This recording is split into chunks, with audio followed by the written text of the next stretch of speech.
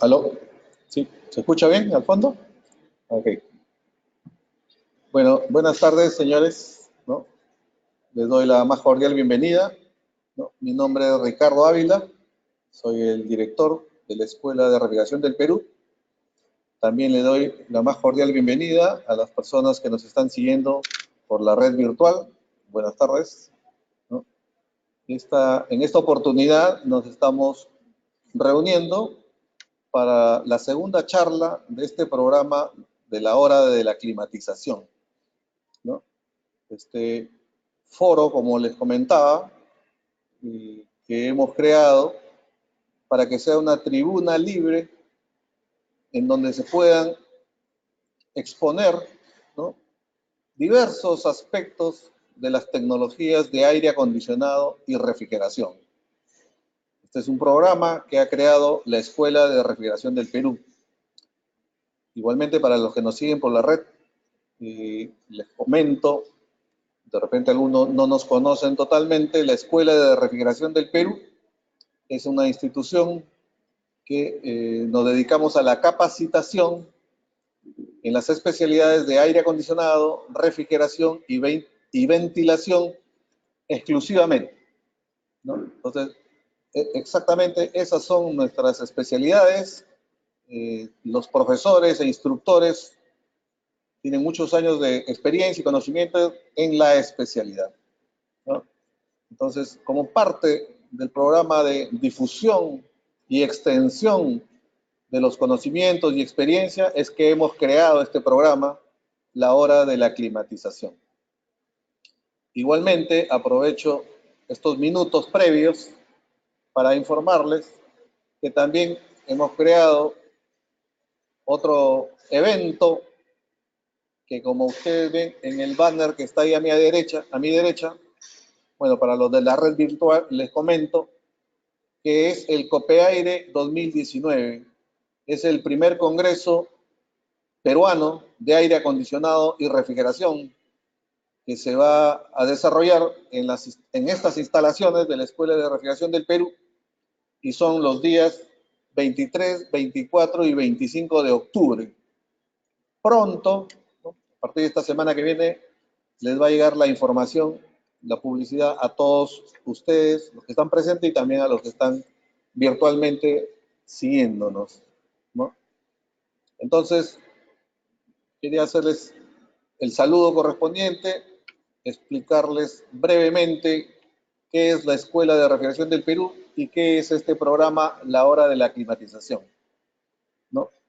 Entonces, voy a ceder la palabra unos breves minutos nada más también al ingeniero Luis Llamada, ¿no? El ingeniero Luis Llamada es presidente de la Asociación Peruana de Aire Acondicionado, Refrigeración, Ventilación, y también hoy por hoy es presidente de la institución ASRAE Perú Section, ¿no? Entonces, él les va a comentar muy brevemente cómo en alianza con ellos estamos llevando a cabo estos eventos, ¿no?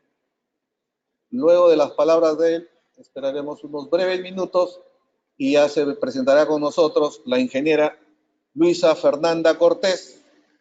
Es una ingeniera especialista que nos visita desde Colombia y que trabaja para la empresa internacional muy prestigiosa 3M. Y su ponencia es Tendencias y Eficiencia Energética en el sector HVAC, ¿no? Para los que conocen, perfecto, pero para los que no, HVAC se refiere por sus siglas en inglés, ¿no?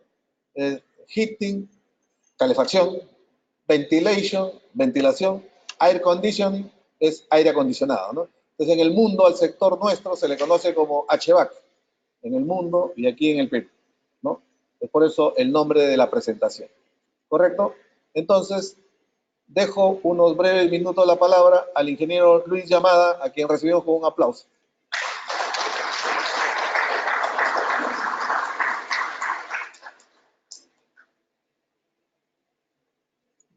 Muy buenas tardes con todos. Realmente estoy muy complacido de verlos a ustedes acá y también a todos los que están siguiéndonos por las redes sociales. Les agradezco realmente el interés puesto en este tipo de programa, el cual recién es la segunda ocasión que estamos dictando, la hora de la climatización. Para nosotros, como Asociación Peruana de Refrigeración, Aire Acondicionado y Calefacción, y como la sección ASRAE de Perú, nos es muy grato apoyar a este tipo de iniciativa. Estamos trabajando en conjunto con la Escuela de Refrigeración del Perú para hacer todo este tipo de eventos y hacer de nuestro sector un sector realmente capacitado, profesional y que haga buenas instalaciones en todos estos campos. Quería comentarles un pequeño detalle adicional en el cual también nosotros trabajamos, que es normalmente el sector es HVAC and R. La R es de refrigeración. También vemos todo este tipo de instalaciones de refrigeración, aparte de lo que es calefacción, aire acondicionado, ventilación. ¿Por qué es tan importante como el aire acondicionado? La primera hora de la refrigeración fue dictada por Ricardo Ávila, realmente muy buena presentación, sobre las tendencias a futuro, presente y futuro del aire acondicionado. Pues esta segunda charla también está bastante interesante sobre la eficiencia energética del sector y sus tendencias. Estamos tratando de dar primero una idea global de nuestros sectores y cómo vamos a ir de ahora en adelante. La tercera charla la voy a dictar posiblemente a fin de mes como presente y futuro de la refrigeración. Vamos a atacar todos los sectores que nos involucran. El sector de la refrigeración es tan importante como el aire acondicionado. Igualmente está creciendo casi con la misma tendencia. Y es importante porque nuestros sectores involucran mucho uso de energía eléctrica, mucho uso de sustancias que están atacando nuestra atmósfera.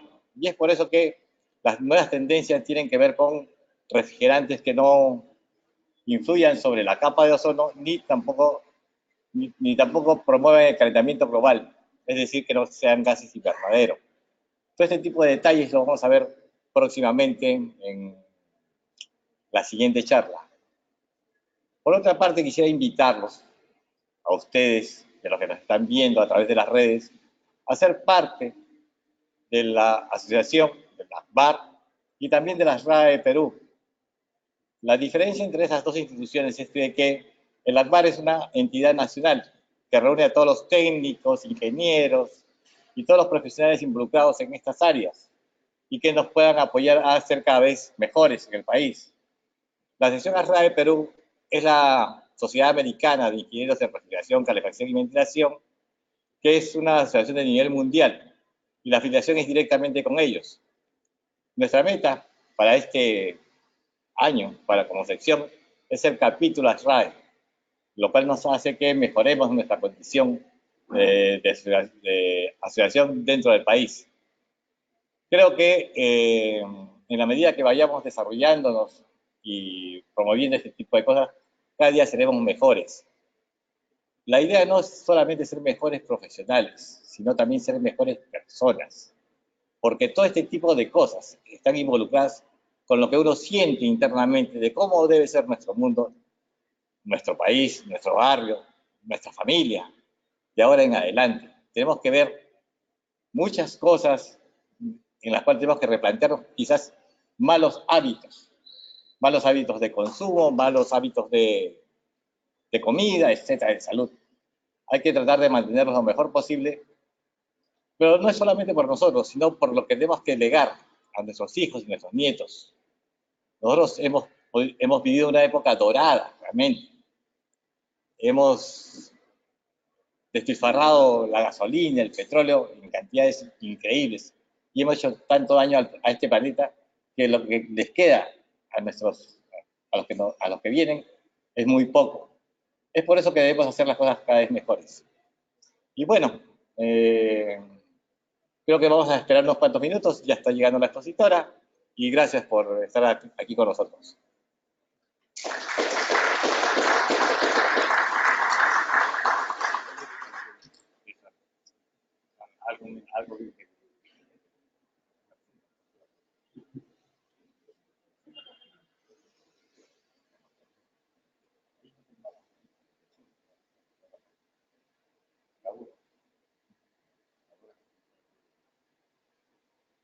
abrimos una pregunta. Sí. Y la sí, sí. Pues que, aparte, tengo que editar. Hablo de forma normal.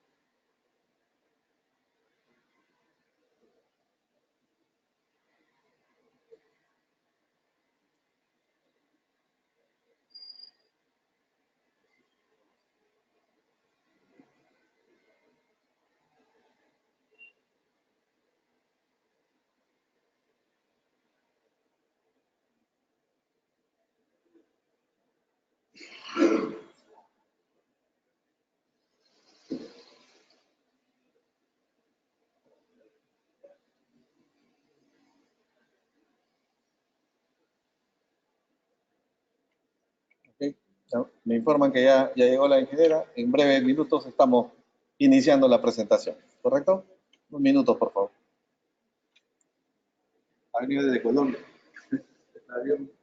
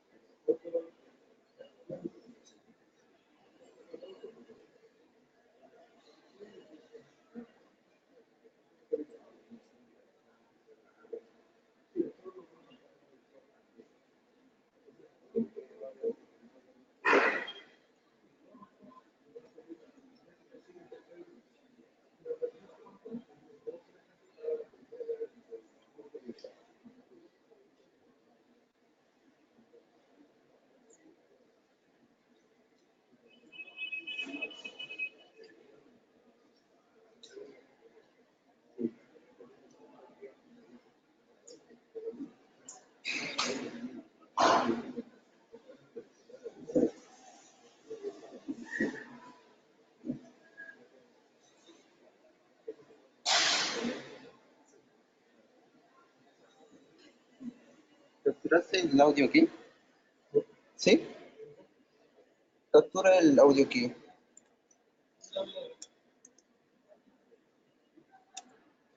O ahí, si no.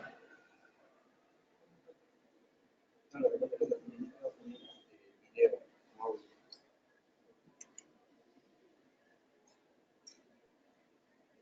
Necesitamos.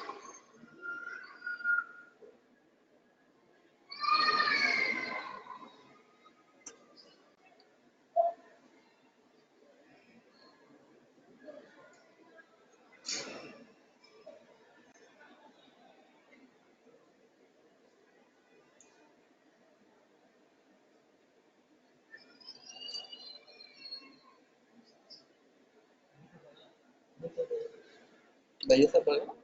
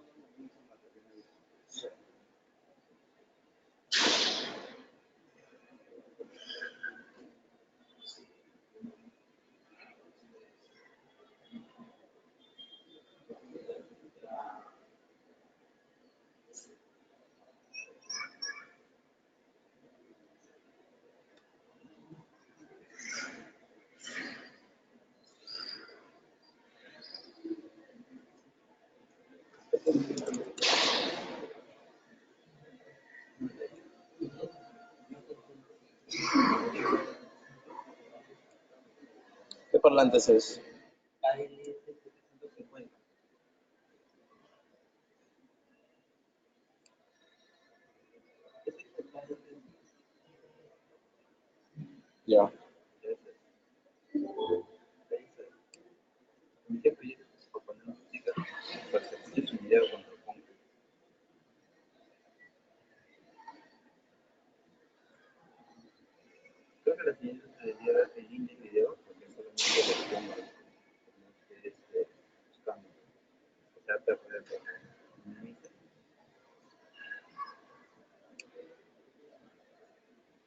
Ya.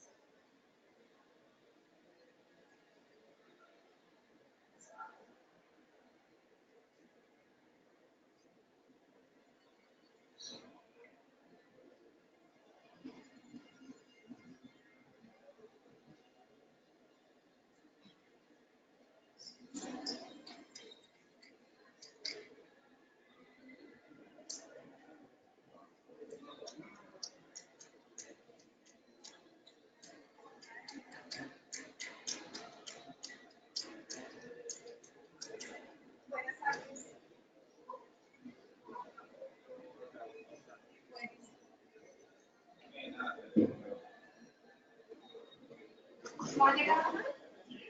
No, mira, ya voy a ir arrancando con lo que hay.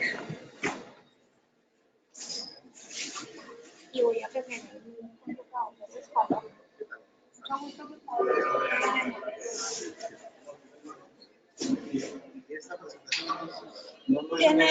Tiene algunas diferencias y eventualmente voy a necesitar abrir algo. ¿Se puede? Eso es lo que se transmite todo. Pero cuando pida YouTube me avisas. Ok.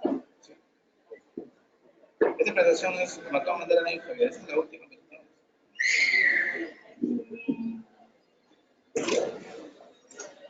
No, eso no es. Ay, Dios mío.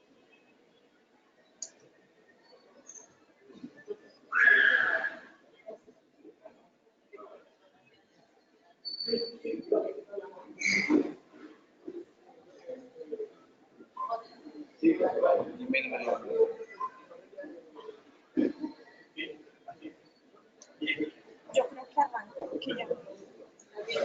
¿Y qué hago? ¿Hablo por este micrófono? ¿Quiero comenzar? Ok. Sí, te voy a presentar rapidito. Ya empiezo. ¿Pero si te llegó algo?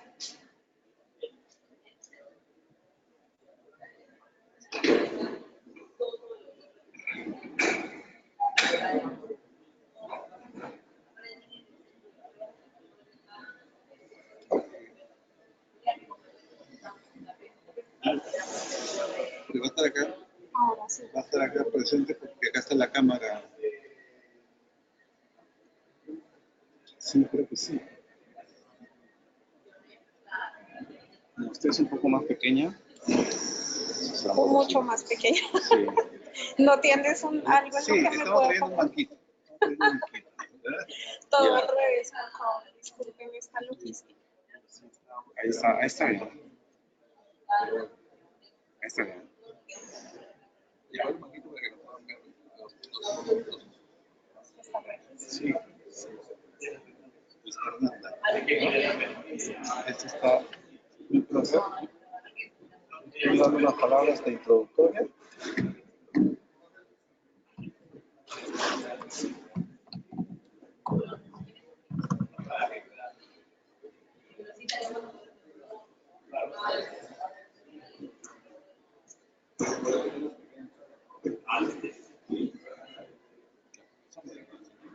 Y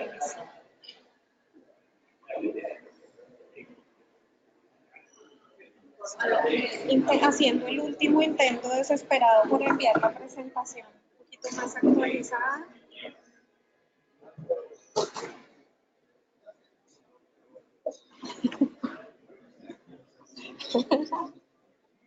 Lo hemos elevado. Porque sí, tal vez. No, está bien, sube. Quiero ver cómo se ve. Ahora tienes que subir la cámara. Ahí se ve. Ya, ya te había presentado. Si no, ya continúa. Vale. Te están viendo también por acá por las redes virtuales. También te están viendo, te están siguiendo por red virtual también. ¿Verdad? Okay. Entonces también hay que dirigirse un poquito. Ya, acá está tu micrófono. Ya.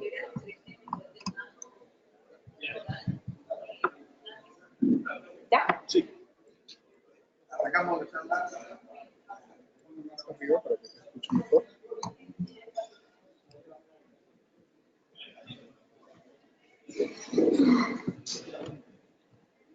¿Tengo alguna forma de tener más a la vista este computador para guiarme de los cambios que he hecho? ¿O con ese mueble? Ponemos otra mesa. Sí.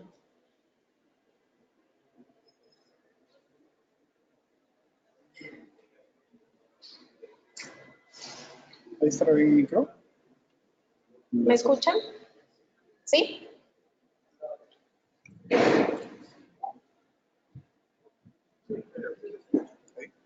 Igual si algo puedo como coger el micrófono, Sí, ¿cierto? sí.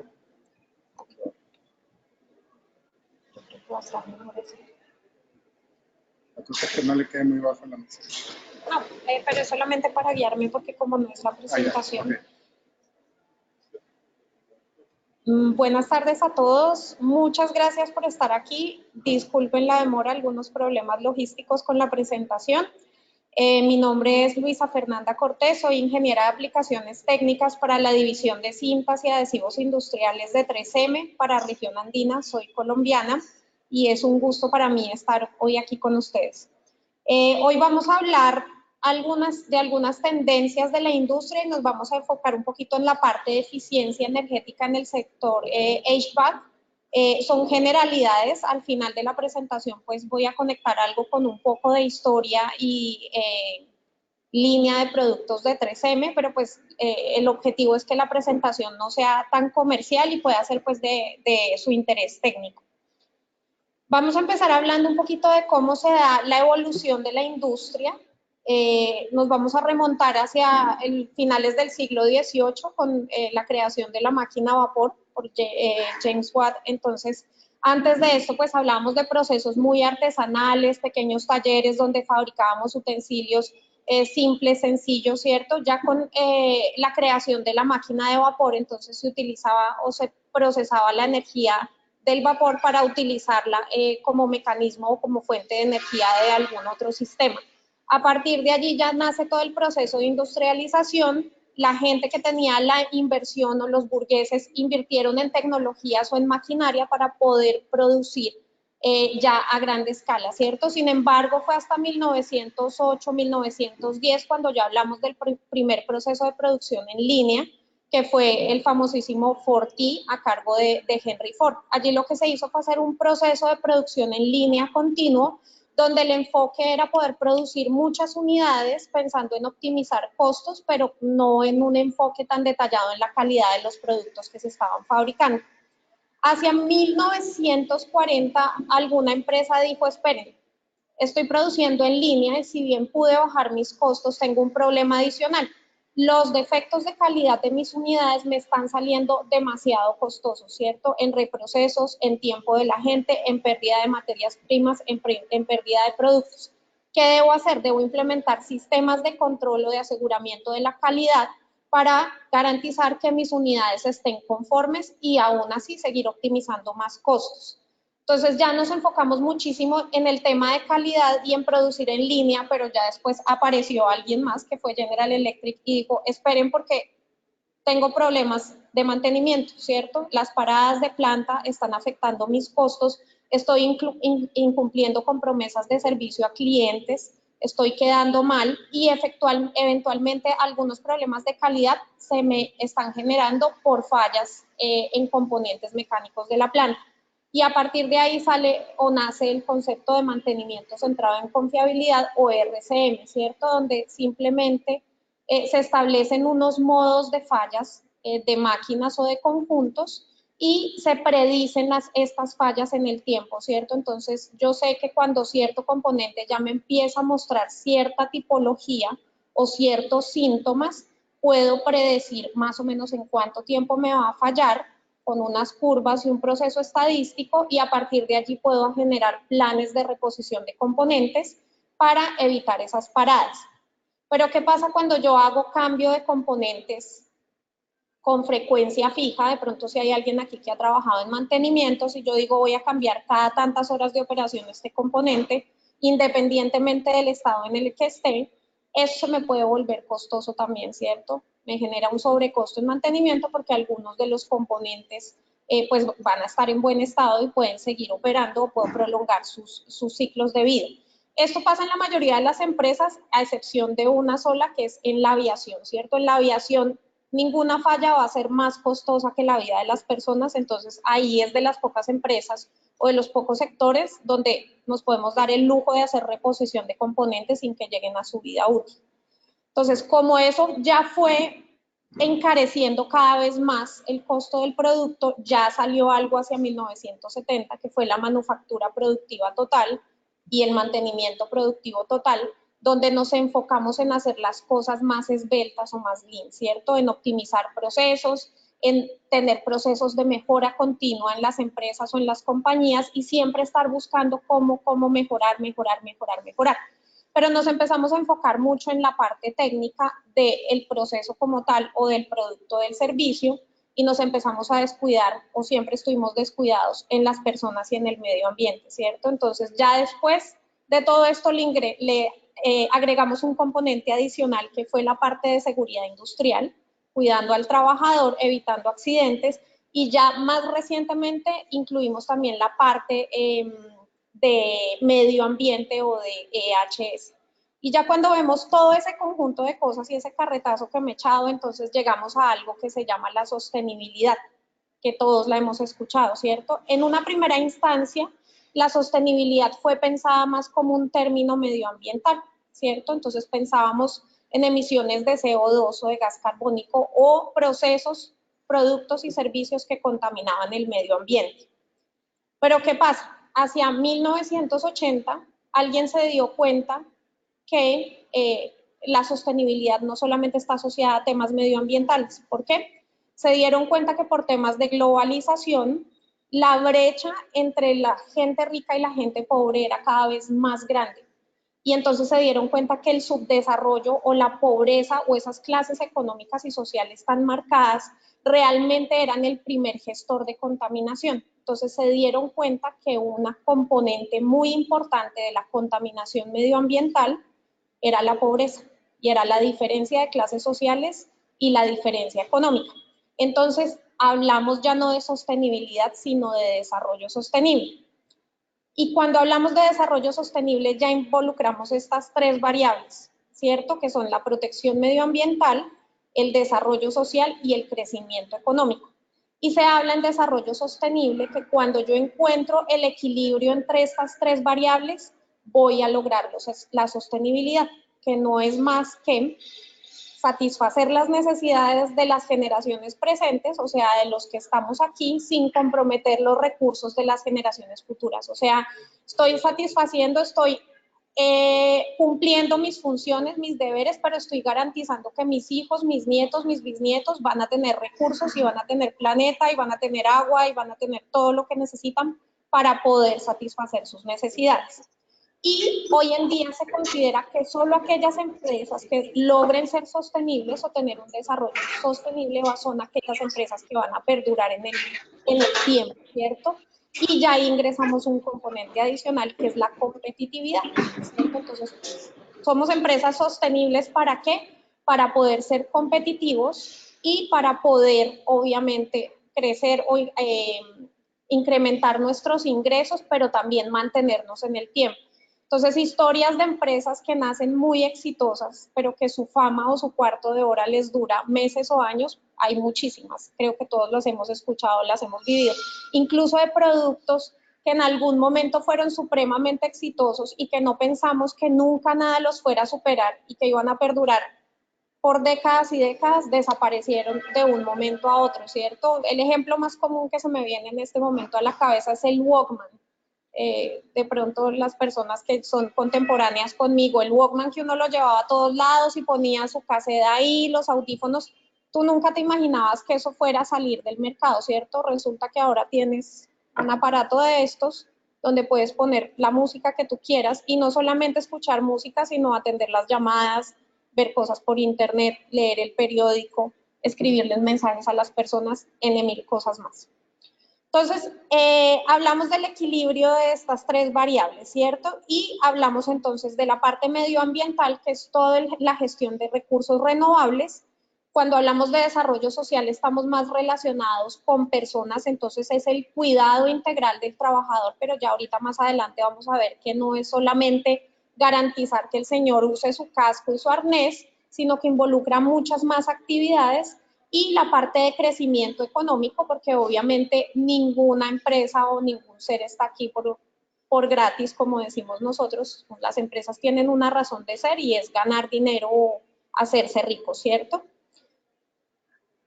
Aquí viene la primera falencia de la presentación. Esto está adaptado a un mercado colombiano, pero aquí vamos a hablar entonces de los mercados, de los supermercados peruanos, ¿cierto? Entonces tenemos los de Cencosud, tenemos uno que se llama Totus. Entonces tú quieres ir a hacer mercado hoy en día y sales y uno como que ni tiene tan claro a dónde debería ir a hacer el mercado, ¿cierto? Hay en 1000 opciones, una al frente del otro, de la otra, y ahora con un componente adicional, tú ya puedes mercar por internet, desde una aplicación en tu celular, desde la comodidad de tu casa, y hay incluso una estadística que nos dice que las compras de mercado a través de aplicación en Perú han crecido entre un 30 y un 40%. Aún va a haber mercado o va a haber gente que prefiera ir físicamente a comprar o hacer su mercado, sus víveres del mes, pero ahora el 40% de la gente prefiere hacerlo a través de la aplicación. Y esto nos pone a pensar, entonces, ¿qué va a pasar con los supermercados tradicionales? ¿Van a desaparecer? La respuesta ahí es no lo sabemos, ¿cierto? ¿De quién depende? Solamente de ellos. ¿Van a innovar? ¿Van a proponer cosas nuevas? ¿Cómo van a fomentar esa competitividad? Y entonces ahí empezamos a preguntarnos, pensemos, ya no es el supermercado, ya no es la tienda, sino son las empresas. Muchos de ustedes seguramente sean emprendedores y tengan sus empresas. ¿Qué va a pasar con mi empresa? ¿Cómo veo mi empresa en 10, 20 años? ¿Se va a sostener en el tiempo? ¿Voy a ser sostenible? ¿Voy a ser competitivo? ¿Sí? Y ahí empieza a preguntarse uno, ¿en qué debería enfocarme para que eso pase? ¿Cierto? ¿O en qué se enfoca una empresa para que eso pase? Si yo les pregunto en qué creen que se enfoca una empresa hoy en día, no sé, alguien, cualquier idea. ¿Ninguna? ¿En qué, perdón? Que su inversión retorne lo más pronto posible. Sí. Pero realmente todas las respuestas nos van a llevar a una única respuesta y es hacerse más rico, ¿cierto? O a ganar más dinero. A ser competitivos, a ser sostenibles. Ahora, si pensamos en tendencias marcadas para toda la industria, vamos a hablar básicamente de tres ramas. Acuérdense de la división o de las tres variables del desarrollo sostenible, ¿cierto? Protección medioambiental, cuidado integral del trabajador y eficiencia y productividad. Entonces, cuando hablamos de qué, hablamos de básicamente tres cosas. Las empresas quieren mejorar sus productos y servicios, las empresas quieren brindar bienestar a sus trabajadores y las empresas quieren optimizar sus recursos. Entonces, ¿cuáles son las tendencias que nos salen de ahí? Si hablamos de mejorar productos y servicios, la tendencia muy arraigada en la industria o en las empresas es buscar la diferenciación, buscar eso que me hace diferente del supermercado que está al frente, ¿cierto? Entonces, yo hoy no le voy a vender la fruta empacada en una bolsa de papel o en un papel periódico, sino se la voy a poner en una canasta y se la voy a decorar. Estoy buscando cómo ser diferente, cómo el cliente me percibe a mí desde otra perspectiva que hace que quiera trabajar solo conmigo y no con los demás. Ejemplos de eso, el Internet de las cosas o IoT, la gestión de materiales y la conectividad de colaboración. Ya vamos a ver un poquito más en detalle de eso. Cuando hablamos de brindar bienestar a sus trabajadores, ¿cuál sería la tendencia? El interés por el cuidado integral de las personas. No sé si aquí pase lo mismo, pero en mi país hace unos años no le daban a uno ni un par de guantes para que no se cortara, ¿cierto? Hoy en día usted no solamente tiene todos sus elementos de protección personal, o sea, no solamente lo están cuidando físicamente, sino adicionalmente tienen programas para ambientes laborales más agradables, ¿no? Entonces están los beneficios emocionales, que usted se pueda ir eventualmente más temprano para su casa, o que el día de la familia, o que pueda llevar a sus hijos a la oficina, o que la fiesta de fin de año. Ya también se preocupa porque usted trabaja en unas condiciones mucho más ergonómicas y más cómodas, o se preocupan por sus riesgos y antes, ¿quién pensaba en eso? ¿Quién pensaba si uno tenía un mal día o si estaba afectado por alguna situación personal? Nada. Hoy en día es más común que las empresas se enfoquen en eso. Y cuando hablamos de optimizar recursos, entonces siempre vamos a hablar de procesos productivos más eficientes y más limpios, ¿cierto? Y aquí, ¿cuáles son los ejemplos de eso? La automatización, la renovación tecnológica, el aprovechamiento de residuos y claramente la eficiencia energética. Vamos a ver un poquito más en detalle. Entonces, hablábamos de mejorar productos y servicios y como tendencia hablábamos de búsqueda de la diferenciación. Aquí hay algunos ejemplos de gestión de materiales y la foto del gato me parece lo más fácil de entender, ¿cierto? Esta es la situación real. Hoy las cosas tienden a ser más pequeñas, más livianas, más portables, más fáciles de usar, o sea, casi que los niños nacen ya usando el celular y los niños pequeñitos ya saben usar el teléfono mejor que los papás. Buscamos materiales mucho más livianos, buscamos cosas que sean mucho más fáciles de producir y de comercializar. Aquí está un ejemplo de una tecnología de impresión en 3D que hace unos 20 años pues a nadie se le hubiera imaginado, e incluso piezas médicas o de ortopedia o para injertos se pueden imprimir o se pueden moldear con estas tecnologías, ¿cierto? Con materiales claramente compatibles para el cuerpo, pero así funciona. Entonces, al final, en la gestión de materiales lo que hacemos es mejorar características físicas y mecánicas de los productos, ¿cierto? Físicas que se vean más bonitas, más livianas, más estéticas, mecánicas que sean más funcionales. Cuando hablamos de eficiencia y productividad, este es un ejemplo muy típico, el 5S, una de las herramientas de mejora continua, ¿cierto? Entonces, ordenar, clasificar, limpiar o depurar, que solamente tenga lo que necesito. Si nosotros nos vamos a un proceso productivo, o sea, incluso en nuestras propias casas, es mucho más fácil que encontremos algo que se nos perdió hace meses cuando tenemos esta metodología implementada y en un proceso de producción o una fábrica, realmente los incrementos en productividad por temas de orden y aseo pueden mejorar hasta en un 30% y hay estudios de eso. Entonces, realmente sí contribuye. Ejemplos de renovación tecnológica. Los que conocemos la famosa leche Clean hace unos 10, quizás 15 años se vendía en latas, ¿cierto?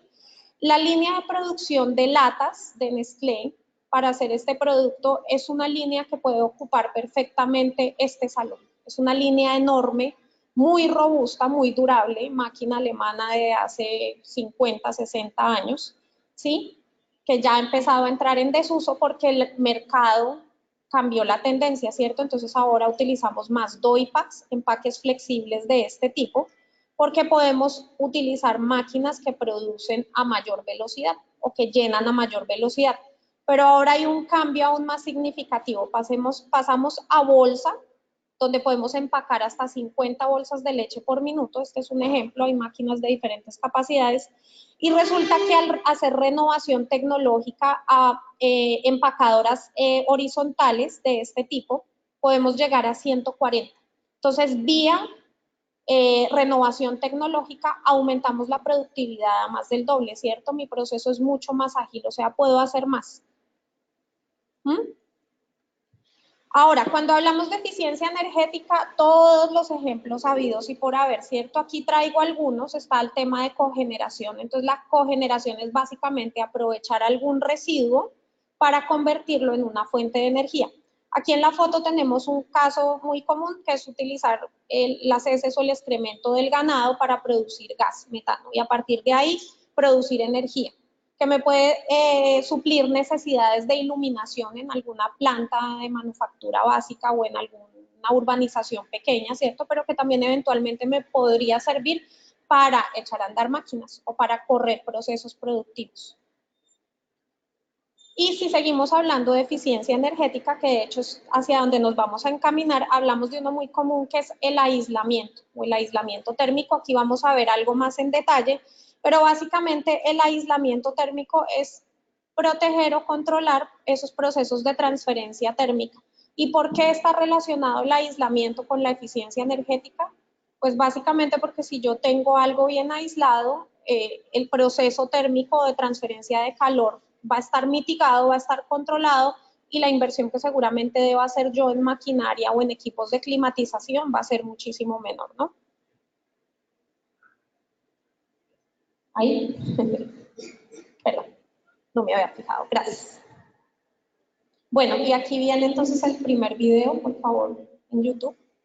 Entonces, ¿qué es la eficiencia energética?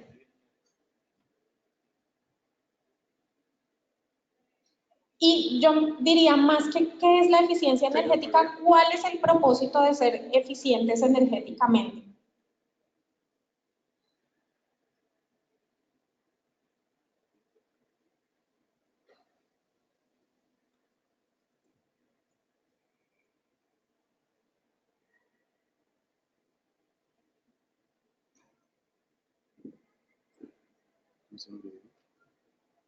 UPME, eficiencia energética. Sí.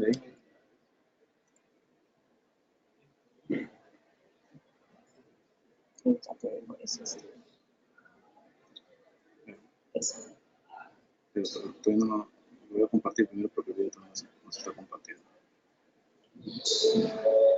Vamos a ver un pequeño video aquí, la parte donde hablamos de reglamentación y normativa, por favor omitámosla, es normativa colombiana.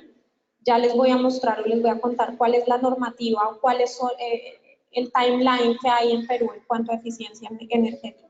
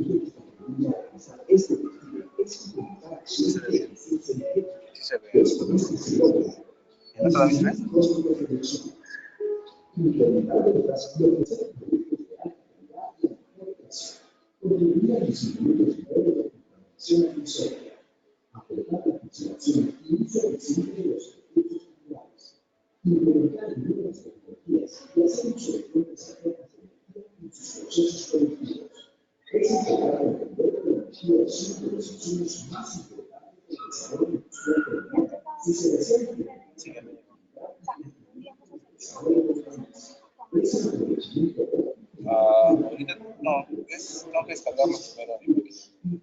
Pero no puedo cortar ahorita. No puedo cortar ahorita. No puedo cortar ahorita. Tengo que esperar un minuto para que se sí, ¿cuánto falta? ¿Cuánto? Termina el video y yo hago la descarga. Está acá, ¿no?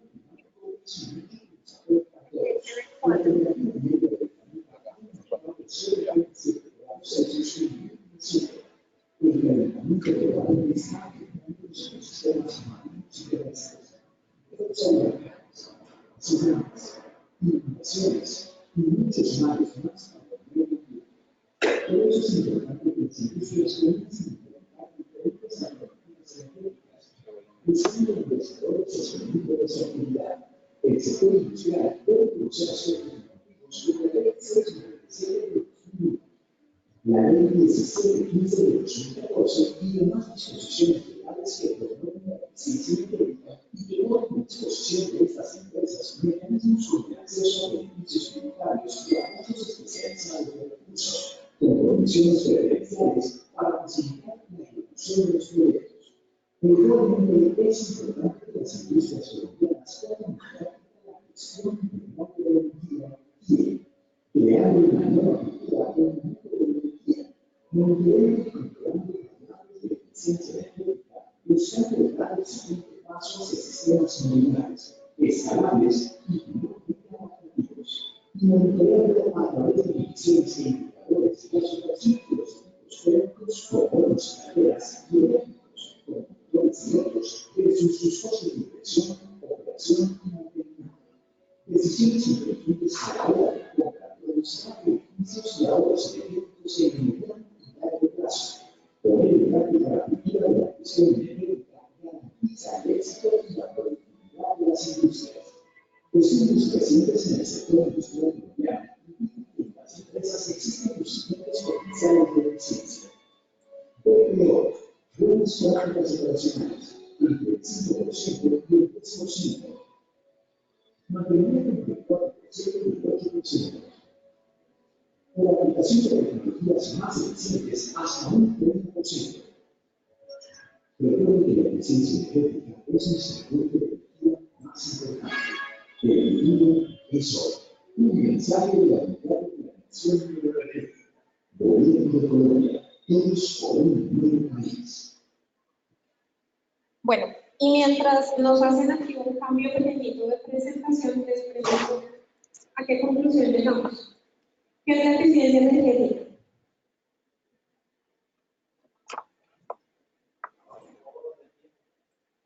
Ahorro de energía. Sí. Señor. ¿Un cambio social? Involucra un cambio social, lo vimos. Pero claramente la eficiencia energética es el aprovechamiento de la energía de una forma sostenible, ¿cierto? O sea, utilizar y no afectar mi calidad de vida o de servicio del proceso, pero sí hacer un uso eficiente o un uso óptimo de los recursos energéticos para que las generaciones futuras puedan tener esos mismos o puedan gozar de esos mismos recursos. Y vamos a ver un poquito, ahí hablábamos de legislación colombiana, pero vamos a ver un poquito cómo ha sido el desarrollo de legislación en Perú. En Perú, más o menos desde el año 2000, se empezó a fortalecer y a robustecer mucho el tema de eficiencia energética, ¿cierto? Entonces, tenemos una ley que es la 27345, que es la ley de promoción de uso eficiente de energía, eficiente de la energía, y a partir de ahí se han generado otro tipo de legislación en donde básicamente se dan como esos lineamientos de cómo se debería ser eficiente en el uso de energía. Se creó, por ejemplo, la Dirección General de Eficiencia Energética.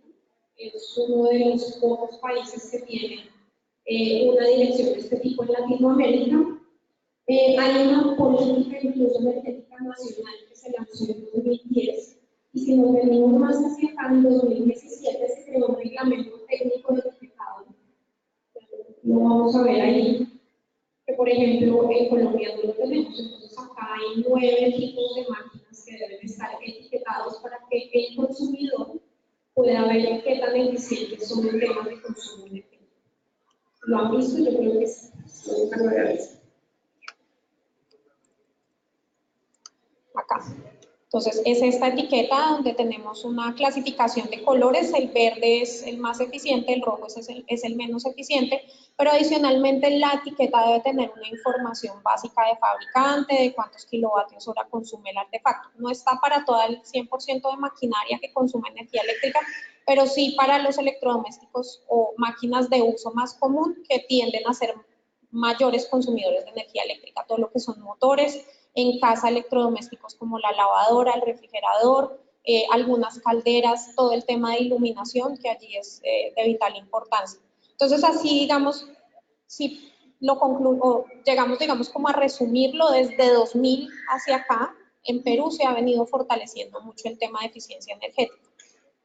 Ahora miremos cómo son las estadísticas de tendencia de consumo de energía en Perú por fuente, ¿cierto? Y aquí estamos abarcando todo.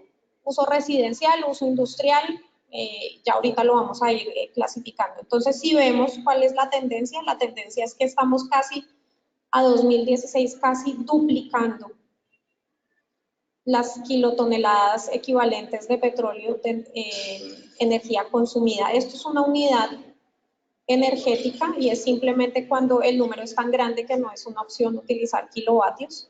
pero claramente tienen una equivalencia y es básicamente la cantidad de combustible fósil que se necesitaría para producir cierto nivel de energía. Aquí están las fuentes por fuente de energía y si vemos los productos o los combustibles fósiles derivados del petróleo son los de mayor uso, ¿cierto? Y los de menor uso son la energía geotérmica, o sea, fuentes de energía renovables como la geotérmica o la energía solar, incluso la eólica.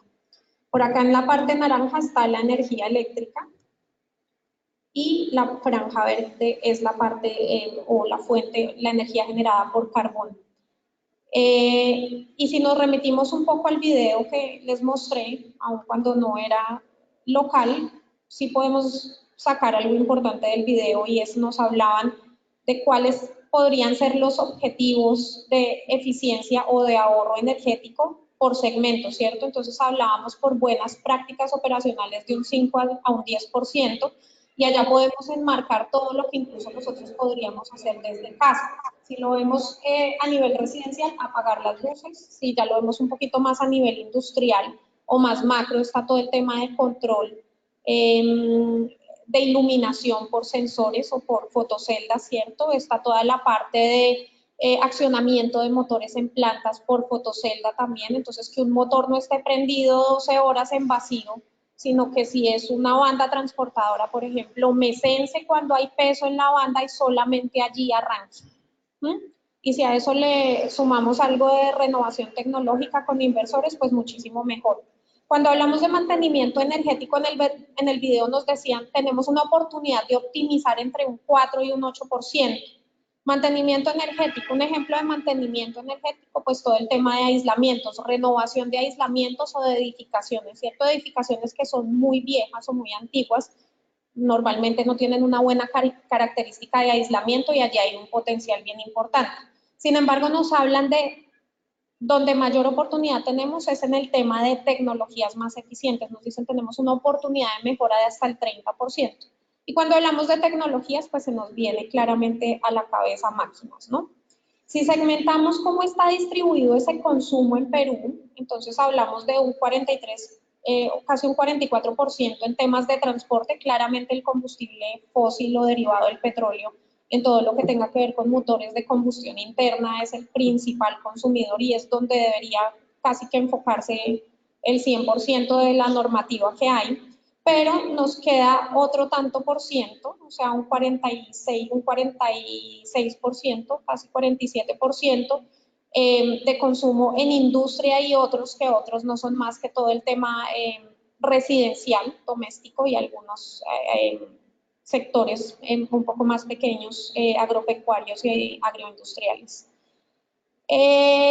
Si nos enfocamos ya más en la parte de tecnologías más eficientes, en la parte de HVAC, entonces vamos a hablar de cuál es el negocio de HVAC, ¿cierto? HVAC me comprende, ustedes lo saben mejor que yo, heat, o sea, calefacción, ventilación, aire acondicionado.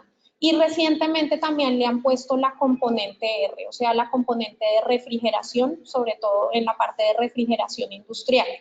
Este es un negocio de más o menos 80.000 millones de dólares. Si involucramos todos los actores allí presentes, o sea, no solamente aire acondicionado, sino bombas, calderas, o sea, equipos también de calefacción o para generar calor. Y una de las tendencias nos habla que tiene una perspectiva de crecimiento del 14% al 2024 en términos laborales o en términos de generación de trabajo. O sea, es un mercado que está generando constantemente nuevos empleos. Acá está esa franja verde que vimos en la gráfica anterior, está un poquito más segregada, o sea, vemos un poquito más de información, pero de esta lámina que es muy importante, esta gráfica de acá. Si nosotros nos vamos a la parte residencial e industrial, estamos hablando que más o menos un 53% de la energía se nos está yendo para efectos de refrigeración. Y más que de refrigeración, yo diría que de climatización, ¿cierto? O sea, todo lo que tiene que ver con aire acondicionado. Y ahí entonces vamos a mirar cuáles son las tendencias de este mercado a 2020. Aquí está la fuente, de pronto si alguien quiere consultar algo más de información o algún detalle más, ahí lo pueden ver. Básicamente nos hablan de estas 4 tendencias y es la popularidad de los termostatos inteligentes y veíamos allá comienzo nuestra tendencia de la gestión de materiales o buscar el diferencial, ¿cierto? Con el Internet de las cosas y aquí este es uno de los ejemplos más típicos. Y es básicamente que el controlador o el termostato ya no me sirve para prender o apagar mi sistema de climatización. Ahora hace muchísimas más cosas. Ahora lo puedo controlar desde mi celular, ¿cierto? Y puedo generar alarmas y le puedo decir si la temperatura de este recinto está por debajo de la temperatura de confort y no llega, no está en los 23 o 24 Celsius, sino cae a 19, a 20, préndame los equipos, ¿cierto? Lo puedo programar de tal hora a tal hora, yo quiero que esté a esta temperatura porque voy a tener mayor carga térmica, voy a tener una conferencia y la carga térmica se va a incrementar. La segunda tendencia, ¿cuál es? Equipos de aire acondicionado inverter. Los inverter son los variadores de frecuencia. Los variadores de frecuencia son dispositivos eléctricos que me ayudan a controlar picos de corriente, ¿cierto? Ya más adelante vamos a ver una fotico que nos hace entender eso súper fácil. Esta tecnología inverter realmente no está aplicada solamente a los equipos de aire acondicionado o al mercado de HVAC. Es una tecnología que está cobrando mucho auge en diferentes aplicaciones. No sé si han visto a veces las escaleras eléctricas, cuando uno llega a algún sitio y la escalera está quietica o va súper despacito que uno piensa que se dañó. No es que esté dañada, apenas haya peso en la escalera eléctrica, ella sube, ¿cierto? Su corriente y va a girar más rápido el motor y por lo tanto se va a desplazar más rápido.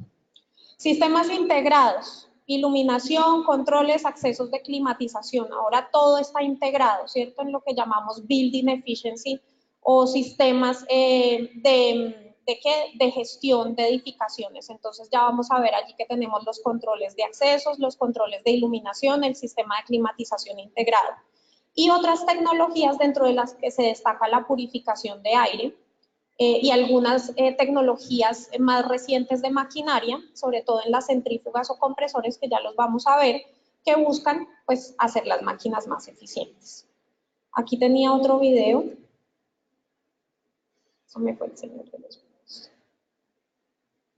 Pero yo creo que este lo voy a omitir porque no me acuerdo cómo está en internet. Este video básicamente era un resumen del top 5 de los termostatos inteligentes a 2018, ¿cierto? Entonces, las revoluciones en termostatos y ya ve uno unas pantallas a color con las funciones que les describí anteriormente más otras integradas. Entonces ya en el mismo controlador o en el mismo termostato no puedo tener solamente el control de mi sistema de climatización, sino también puedo tener integrado la iluminación de mi casa, incluso sensores de movimiento por si tengo alarmas de seguridad y cualquier otro tipo de funciones. Puedo dejarle hasta mensajes a mi esposo por ahí si quisiera.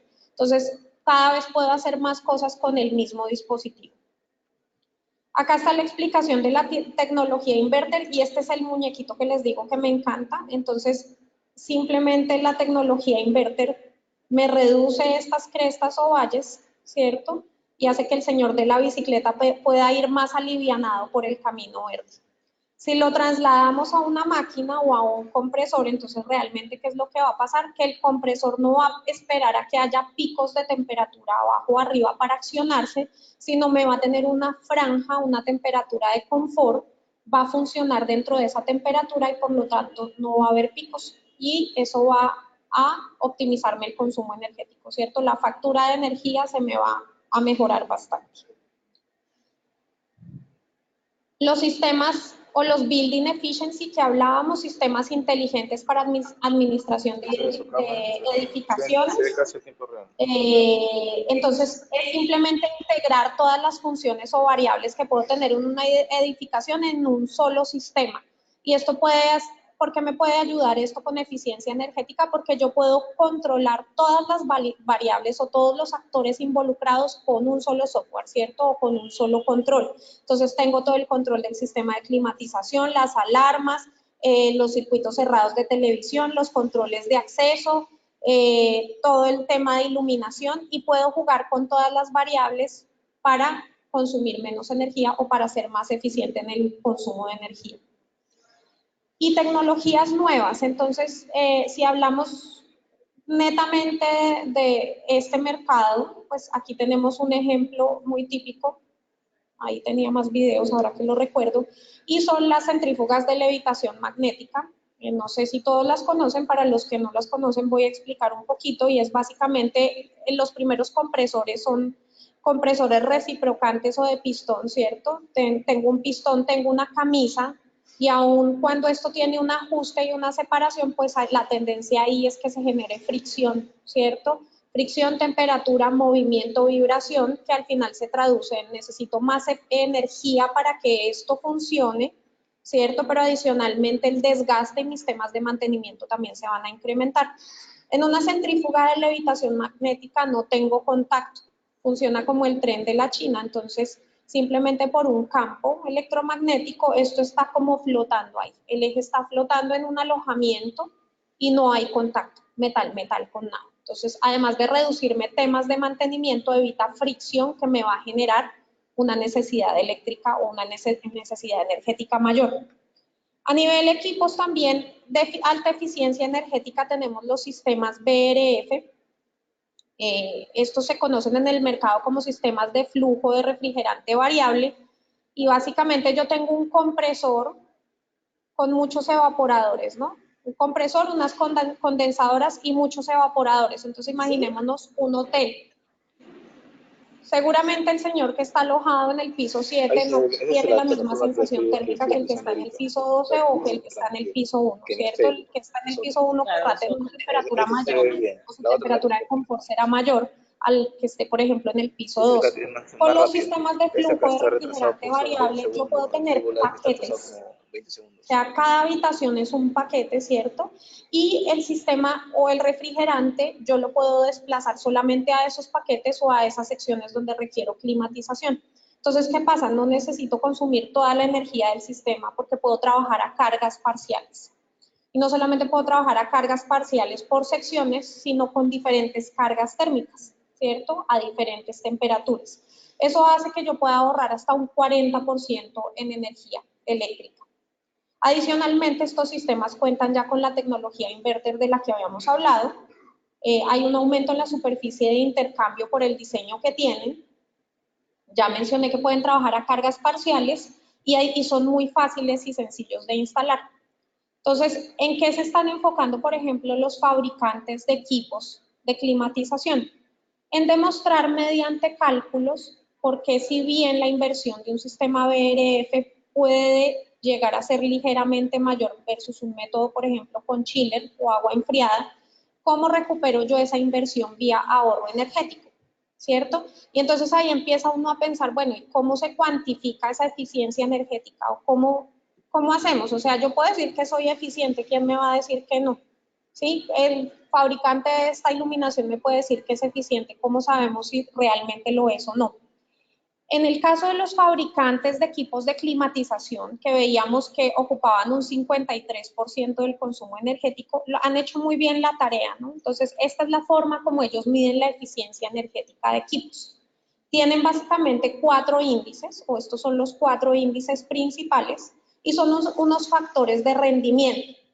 Entonces, al final estos factores lo que buscan es mirar cuántos kilovatios hora necesito yo o cuántos kilovatios de energía requiero yo para generar una tonelada de refrigeración o para generar kilovatios térmicos, ¿cierto? Pero resulta que no es lo mismo un equipo que está calentando a uno que está enfriando. Entonces ahí ya empezamos a separar los dos índices. Hablamos del índice ER o factor de rendimiento energético en modo frío, o sea, cuando yo requiero enfriar, cuando requiero quitar calor de una sección o de un recinto, ¿cierto?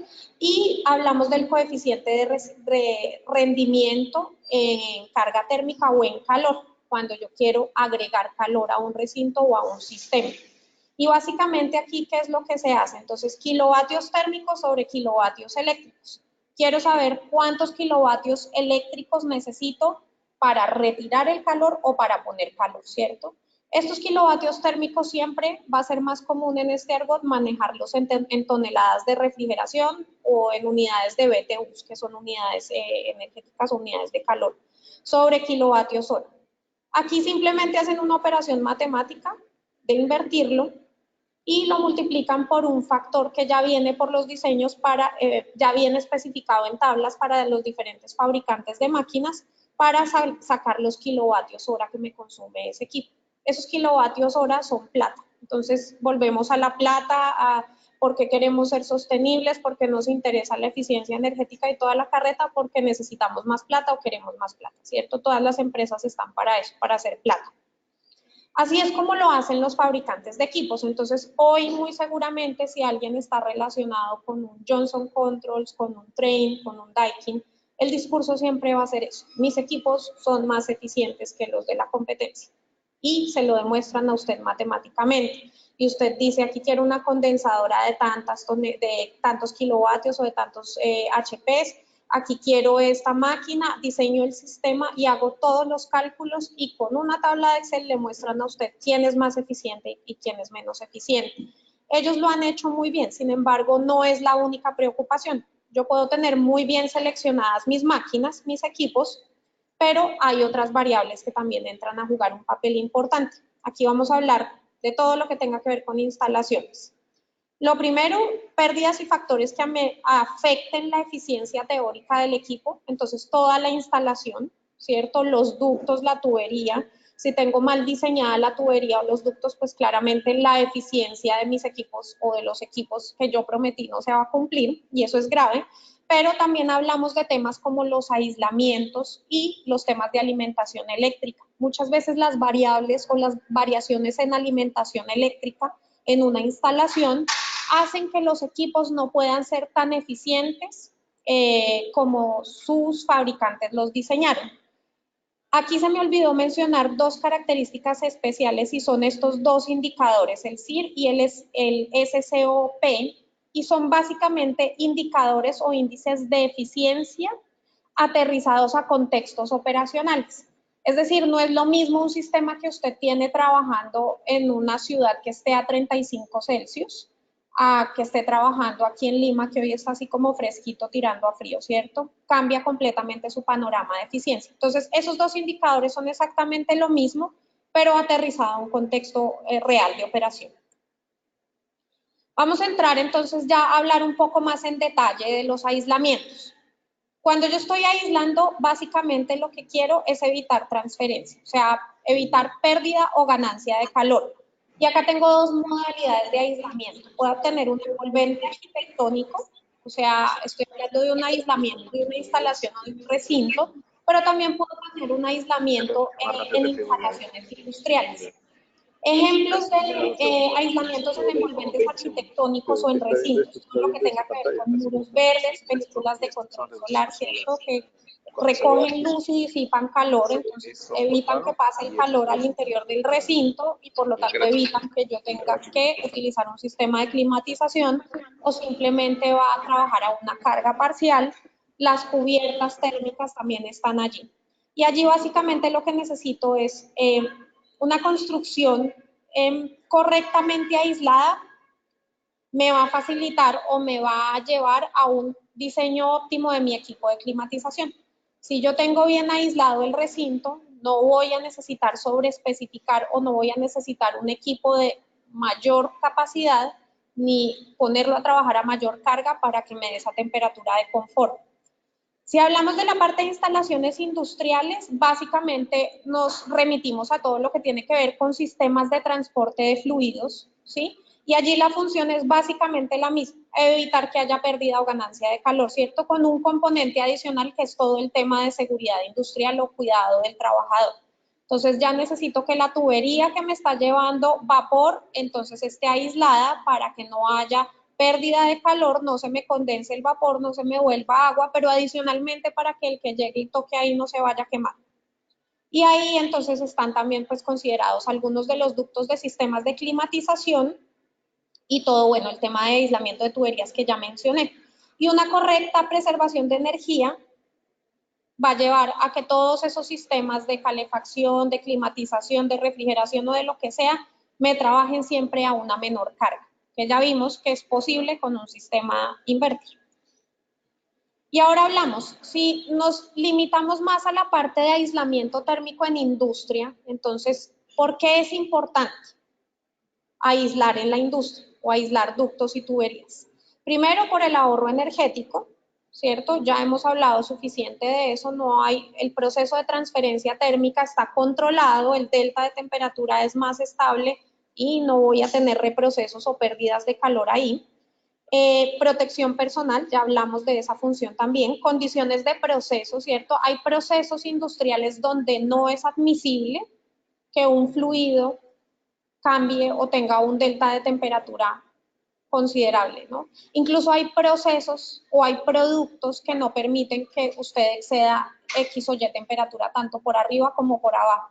Entonces, es una condición del proceso y del producto. Entonces, si la temperatura del, no sé, la avícola en la cámara, en el cuarto o en el túnel de congelación se baja, en este caso se sube, perdón, y llega a 0 Celsius, pues simplemente los pollitos no me van a servir para nada, ¿cierto? Los voy a tener que salir a regalar para que los consuman rápido porque se me va a crecer ahí el cultivo microbiológico y ya el pollo se me va a dañar o se me genera, no sé, agentes contaminantes que no son deseados para el proceso. Y el último, no menos importante, la parte de impacto medioambiental.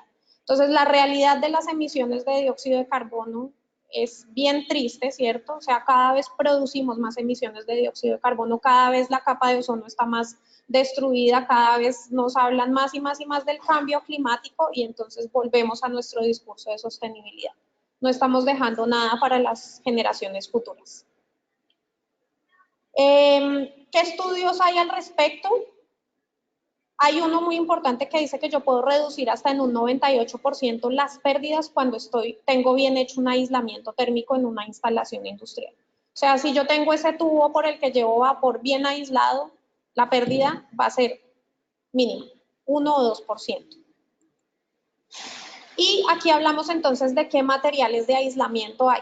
Estos son solo algunos, hay muchos materiales no metálicos que se pueden utilizar como aislamiento. Entonces están las lanas minerales, la fibra, la perlita, el polisocianurato, que es muy común hoy en día en todo el sistema de ductos de ventilación, las espumas de polietileno, el nitrilo, el poliestireno expandido, el poliuretano, etc. ¿Cuál es bueno y cuál es malo? No sé. O sea, no tengo ni idea. ¿De qué depende?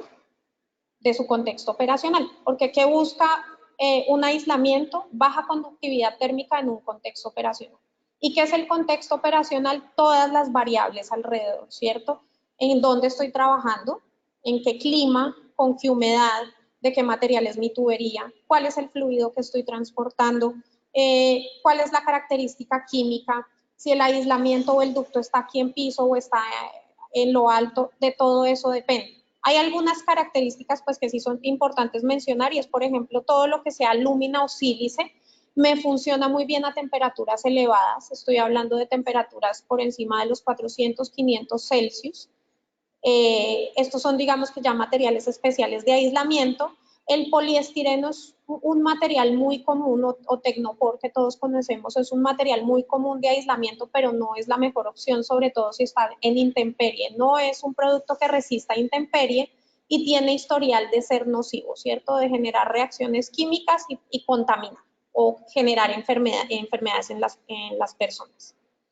Entonces, aquí están todas las otras variables que yo debería tener en cuenta cuando selecciono un aislamiento, la rigidez, la permeabilidad, qué estabilidad química, qué propiedades mecánicas, si necesito que resista punción, impacto, o si solamente que me aísle, cuál es el rango de temperaturas, y etc.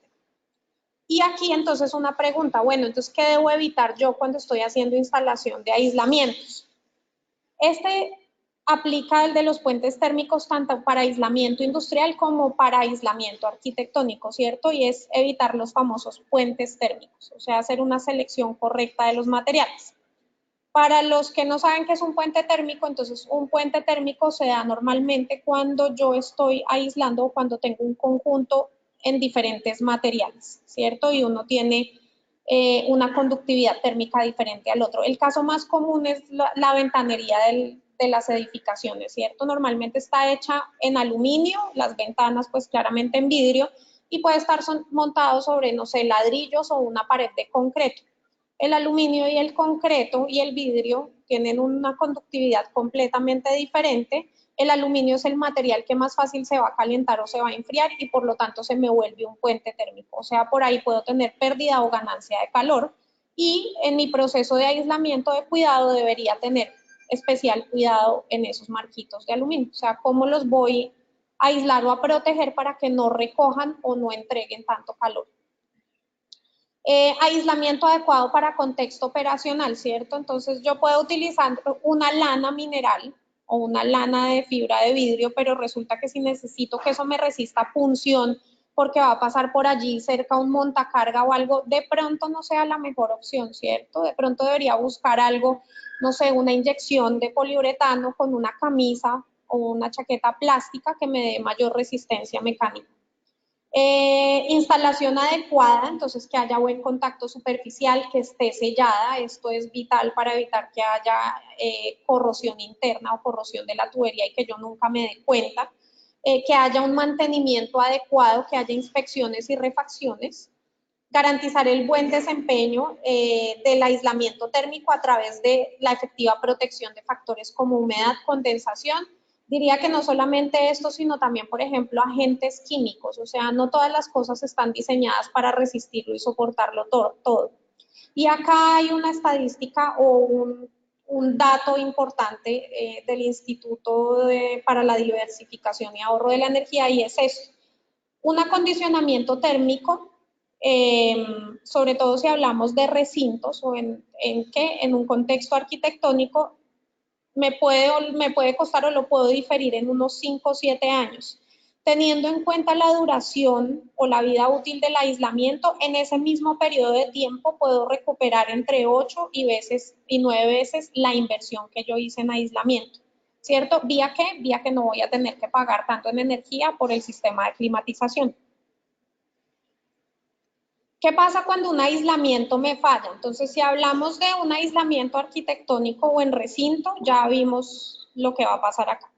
Pérdida de eficiencia del sistema, entonces voy a necesitar trabajar a mayor carga el sistema de climatización y por lo tanto se me va a incrementar la factura de la energía. Si hablo de un contexto, bueno, y aquí está toda las formas como yo puedo perder o ganar calor en una edificación, ¿cierto? Por los muros, por el tejado, por todo lo que sean puentes térmicos, por las ventanas, por el piso, etc. Si hablamos ya de contexto industrial, entonces, ¿qué pasa si no tengo un aislamiento bien instalado en tuberías? Pues lo que está aquí en esta fotico. No sé si a alguno le ha pasado, a mí sí me pasó cuando trabajé en mantenimiento, entonces resulta que el aislamiento muy bonito, muy bien instalado, muy limpiecito, no estaba bien sellado, ¿cierto? El aislante o el aislamiento recogió mucha humedad, esa humedad me empezó a generar problemas de corrosión en la tubería y resulta que me di cuenta cuando la tubería se rompió, o sea, cuando falló por un tema de corrosión. Tuvo que haber pasado muchísimo tiempo, no sé cuánto, pero no fue visible, sino hasta que la tubería falló. ¿Por qué? Por falta, primero, de una buena instalación y segundo, de una buena inspección o monitoreo. Bueno, hasta ahí está la parte de aislamientos. Aquí entonces ya empiezo yo a preguntarme cómo conecta todo esto con lo que nosotros hacemos y con lo que hace 3M. Y les comentaba hace un rato, con esmero para que no sea tan comercial, sin embargo va a haber una parte comercial, nos preguntamos cómo conecta todo esto que acabamos de ver con la propuesta de valor 3M, ¿cierto? Entonces, ok, ¿qué me van a ofrecer hoy? Entonces, esta es nuestra visión en 3M, ¿cierto? Tecnología 3M desarrollando cada empresa, productos 3M renovando cada hogar e innovación 3M mejorando cada vida. Y cuando digo no es tan comercial, sí quiero comentarles que 3M es uno de los ejemplos o best practice cuando hablamos de procesos de innovación en el mundo. Aquí lo vamos a ver por qué. Este es un vistazo general de 3M, es una empresa de Estados Unidos, tiene más de 100 años en el mercado, nació en Minnesota, en este momento tenemos más de 55,000 productos en portafolio a nivel mundial, y más de 105,000 patentes. Es una empresa que le invierte a la innovación y a buscar ese diferencial del que tanto hablábamos, ¿cierto? ¿Cómo soy yo diferente de la competencia? ¿Cómo hago que el cliente quiera trabajar conmigo y no con los otros? A través de innovación. Y para innovación se requiere invertir y trabajar constantemente en equipos de desarrollo de producto y de aplicaciones. ¿Cómo estamos divididos o cómo está dividido 3M o cómo está más bien clasificado? Innovando en varios mercados, ¿cierto? En el mercado de la salud, en el mercado de la industria, en el mercado de la seguridad y los gráficos, de la electrónica y la energía y en el mercado del consumo. Hay una estadística que dice que estamos conviviendo con productos de 3M más o menos cada 20 segundos. Sus celulares tienen cosas de 3M, algunas de sus prendas de vestir tienen productos de 3M. La protección personal que utilizan en sus procesos industriales seguramente sea de 3M. Los adhesivos con los que están ensambladas, muchas de las cosas que hay en este recinto son de 3M. ¿Cómo es ese motor de innovación? O sea, ¿cómo hacemos para que eso sea sostenible en el tiempo? Entonces, tenemos una infraestructura bien importante de R&D o de investigación y desarrollo, y hay científicos destinados solamente a desarrollar tecnologías o a desarrollar productos, y otros a buscar o a desarrollar productos para una aplicación específica en el mercado.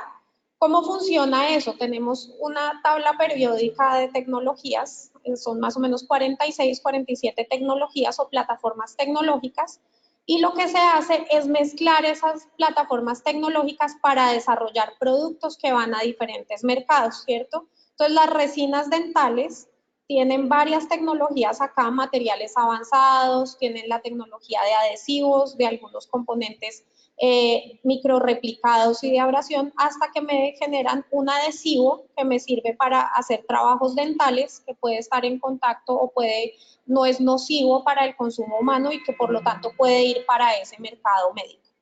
Ejemplos de eso, muchísimos, ¿cierto? Y aquí es cómo ha sido todo ese proceso de innovación. ¿Cómo nació 3M hace más de 100 años? Estaban buscando, unos señores compraron un terreno buscando un mineral duro para hacer piedras de amolar y nunca encontraron el mineral que estaban buscando. Todo lo que encontraban era blando y no les servía para sus piedras de amolar. Entonces, más o menos dijeron, bueno, perdimos esa plática, ya deje así, vámonos para nuestras casas, chao. Pero resulta que alguien se dio cuenta, alguno de ellos se dio cuenta que con esos minerales blandos podían hacer materiales abrasivos. Y a partir de allí nació la primera lija inventada por 3M, ¿cierto? Esto fue en 1902. Hoy estamos en 2018 y todos estos son solo algunos de los productos que se ha inventado 3M. El micropor que utilizamos para temas médicos es un invento de 3M. La cinta de enmascarar es un invento de 3M. Los retroproyectores que utilizábamos hace algún tiempo para exposiciones con acetatos fueron un desarrollo y un invento de 3M. Incluso estos procesos de impresión 3D de los que hablé en materiales especiales han sido liderados por científicos de 3M. Y básicamente, pues, es decir que le ponemos la ciencia es el corazón de absolutamente todo lo que nosotros hacemos y promovemos en el mercado. De ahí que nos preocupemos por los procesos industriales de todos nuestros clientes, ¿cierto? Protegiendo áreas y materiales en temas de manejos de materias primas, con diferentes soluciones, en procesos de manufactura, no limitados a una cosa, sino a procesos productivos en general. Entonces, los abrasivos, las cintas, los adhesivos, los sistemas de filtración, todos los productos para protección de superficies, adhesivos y cintas que me sirven para ensamblar buses, productos que me sirven para pegar fachadas arquitectónicas de edificios, sistemas o tecnologías de abrasión que permiten que un disco de corte me dure 5, 6 y hasta 7 veces más de lo que uno de la competencia me puede durar. Temas de manejos de aislamiento, aquí vamos a incluso ahorita mostrar algunos de los productos que tenemos. Sistemas de empaque y en procesos transversales, pues todo lo de seguridad industrial, los cascos, las gafas, sistemas para trabajos en altura, los arneses, equipos de comunicación, equipos de autocontenido para trabajo en espacios confinados. O sea, la labor de proteger, la protección integral del trabajador es algo de nuestro interés y es algo que hemos venido desarrollando constantemente. todos los consumibles de mantenimiento, reparación y operación, todos los sistemas de brandeo, de señalización, nuestros vinilos comerciales que se pueden remover fácilmente de las paredes, que no me atacan, no se me quedan ahí pegados para toda una vida, bueno, a menos que yo quiera, pero muy acordes a poder facilitar el uso y la aplicación por parte de los usuarios, ¿cierto? Espacios más limpios, seguros y ordenados. Todos los consumibles de oficina, los post-its fueron un invento, las notas adhesivas fueron un desarrollo de 3M en los 60s. Todos los sistemas de señalización, de tapetes ergonómicos, las esponjillas que usamos en la casa son también tecnología de 3M. Y ya enfocándonos un poco más entonces en la parte de soluciones adhesivas, tenemos, digamos que bastantes productos. Aquí está, digamos, básicamente muy segmentado para todo lo que tiene que ver con aire acondicionado, ventilación y calefacción, y están más asociados al tema de montaje, mantenimiento y reparación, ¿no? Entonces, hablamos de cintas, adhesivos de diferentes tipos para protección de ductos. Aquí yo no sé cómo hago porque me voy a bajar de la tarima para poderles mostrar un poquito cómo me llevo el micrófono, no me lo puedo llevar.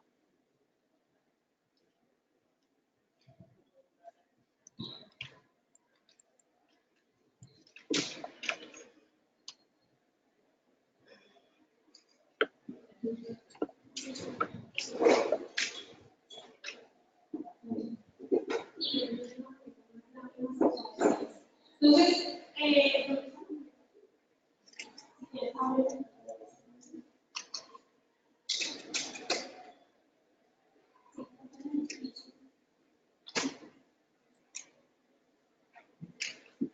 pensando en esos procesos de cómo ser diferenciado, hemos incluso detectado la necesidad de algunas empresas o de algunas industrias de volver materiales autoadhesivos, ¿no? Entonces aquí tenemos un ejemplo de una lámina galvanizada que a través de uno de nuestros adhesivos fase agua se vuelve completamente autoadhesivo. Y yo quiero en una obra instalar un aislamiento acá. Ya no tengo que llevar el local y la espátula, el local, hacer un desastre en la obra, sino me llevo toda la lámina autoadhesiva, las piezas cortadas, retiro el aire y instalo el aislamiento. La voy a pasar para que no la puedan.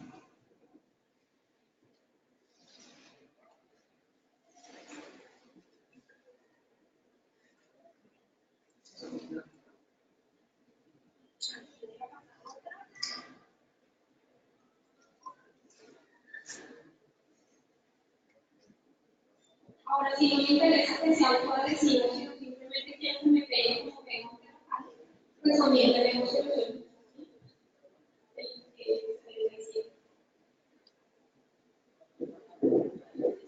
Adhesivos en aerosol, ¿cierto? De este tipo, donde ya no tengo que untarme, sino que el pegante debe estar. ¿Cierto? Puede ser una aplicación mucho más sencilla sin necesidad de invertir más en una herramienta especial. Pero necesito para una aplicación más industrial, pues podemos trabajar con cilindros o en cilindros que vienen con un sistema de dosificación. Ya incluye una pistola con manguera y simplemente el cilindro que podemos llevar para la obra sin ningún problema. Cintas en foil de aluminio. El problema es que no nos avisaron que iba a hacer eso. La cámara web no llega hasta ese punto. No, eso, claro, quítala, porque la cámara que está usando la de acá. Ha dicho, no me habían dicho que si iban a salir. No, esa cámara es posible. Sí, la que tú estás mostrando ahí. ¿Es Facebook Live? Facebook Live es esa ahí. ¿Ah, ya? Claro, el tuyo no se está usando.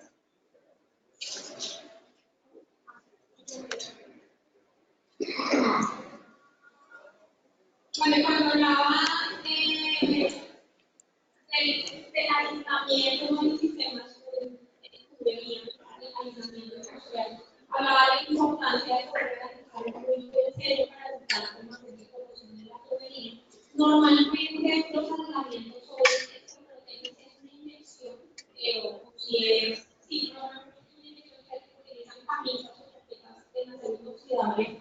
aluminio que esté galvanizado, las camisas hay que llevar recortadas, ¿cierto? Hay que tener un desarrollo geométrico, pero adicionalmente se llega a la obra en la monta y la tiene que remachar y la tiene que pernar, ¿cierto?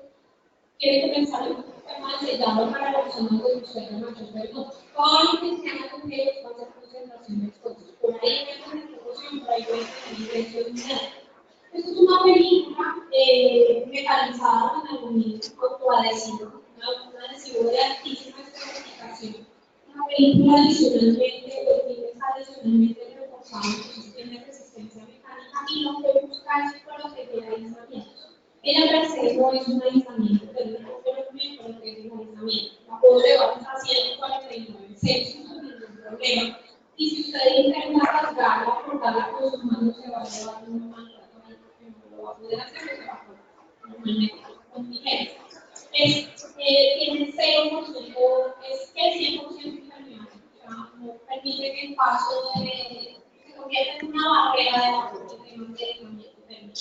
Pero adicionalmente proteger el aislamiento térmico, que además es muy sencilla de montar. Yo puedo imprimir o bloquear los desarrollos geométricos, ¿cierto? Cortarlos con tijeras, me llevo mi molde, allá corto con tijeras, simplemente monto sobre el aislamiento y sello el palo con una porción o una cinta o una porción de esta misma cinta y ya me queda esto también protegido. ¿Qué otras ventajas tiene esto? Además de ser muy fácil de montar. Necesito reparar una sección del aislamiento, no me toca desbaratar todo, ¿cierto? Porque el pedazo que voy a cambiar, esto se debe empalmar sin ningún problema. Necesito hacer una inspección y no estoy seguro si la falla que tengo en la teoría grave o no, porque el pedazo tiene el aislamiento y después hace una reparación. Esto es bien muy importante. Pero adicionalmente no solo sirve para protección de aislamiento. Pensemos en un ambiente salino, o en un proceso de producción donde la corrosión es alta, ¿cierto? Y tengo que hacer procesos de desapado que no pueden hacer inoxidable, tengo que estar cumpliendo el metal, y desgasto claramente. Eso me sirve para la producción. Tiene un acabado además que es estético, bueno, este no es el mejor ejemplo, es un plan enfocado, pero hay uno que es blanco, parece pintura. Tenemos y plateado liso, ¿sí? Nosotros no necesitamos pintar, necesito limpiar, preparar la superficie e instalar mi película protectora sin ningún inconveniente.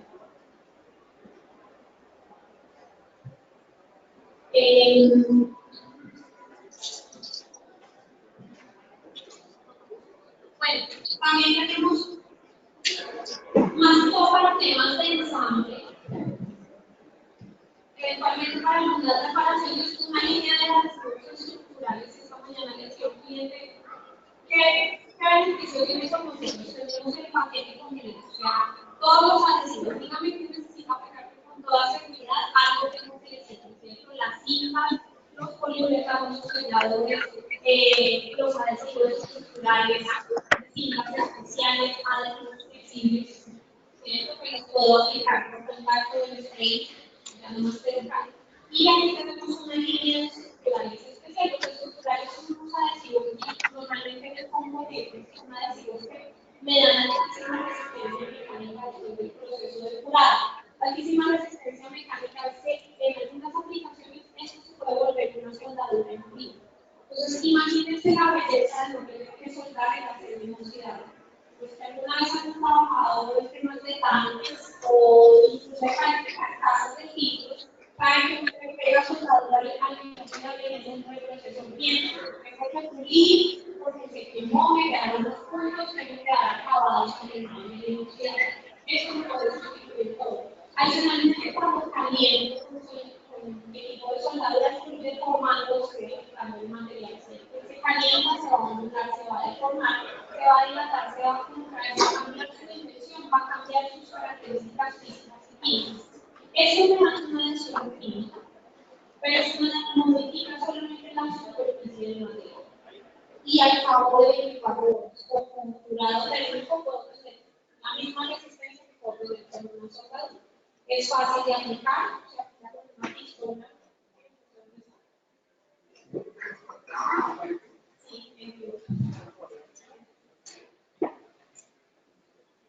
Y realmente es muy portable, ¿no? Hoy en día lo que hablamos, la tendencia de hacer las cosas más necesitaban camación de máquina enorme, ahora o a proceso cuando una pistola pequeñita, hacer la aplicación de decir, que no lo quiero dar manual con temas económicos, no se preocupe, la tenemos en versión normal. Y esto es tan sencillo.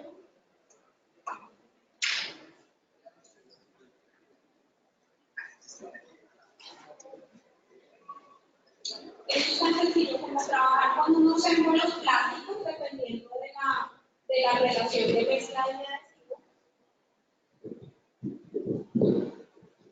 Montar el cartucho, montar una boquilla, como la tengo acá, una boquilla mezcladora y hacer la aplicación de adhesivo. Él mismo se encarga de hacer la mezcla y la hacer. Yo solamente tengo que garantizar que los materiales que voy a unir están limpios y que seleccione correctamente el adhesivo y ahí muy bien.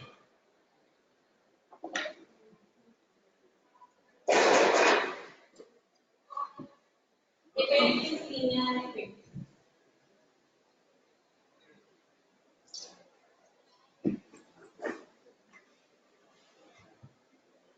Adhesivos de transferencia. No sé si alguno ha trabajado con este tipo de aislamiento estructural. Esto entonces es una lana mineral con un foil. No es tan foil, pero es un recubrimiento metalizado en papel que tiene un refuerzo. Normalmente eso le echan un montón de local para sellarlo porque tiene una pestañita que es con la que usted hace el espalda. Le echan un montón de local, primero hay que aplicarlo a dos caras, segundo un montón, segundo hay que esperar a que se evapore, tercero hay que hacer la presión, cuarto que todo como se trabaja con eso. Podemos trabajar con adhesivos sólidos,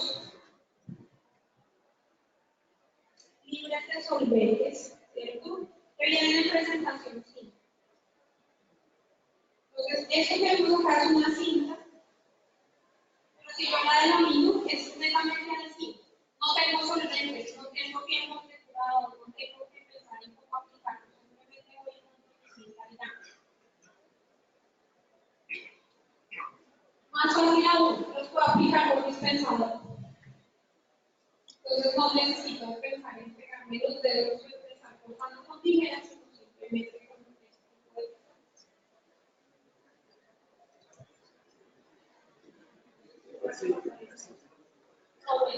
No voy a porque no tiene solventes, es adhesivo.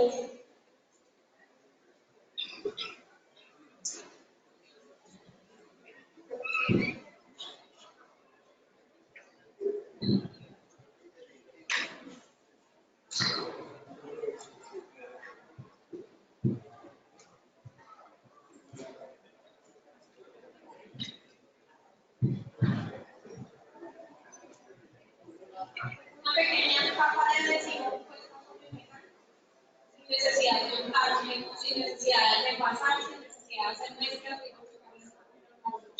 entonces, muy importante aquí, siempre buscamos que nuestros productos sean fáciles de aplicar, sean fáciles de instalar, acompañamos, o sea, no solamente el producto de buena especificación, sino todo el proceso técnico comercial que hay detrás de esto es muy bueno. Y eso al final es que se va a traducir en una de las componentes de sostenibilidad, su proceso va a ser más eficiente y más productivo. No tenemos sistemas de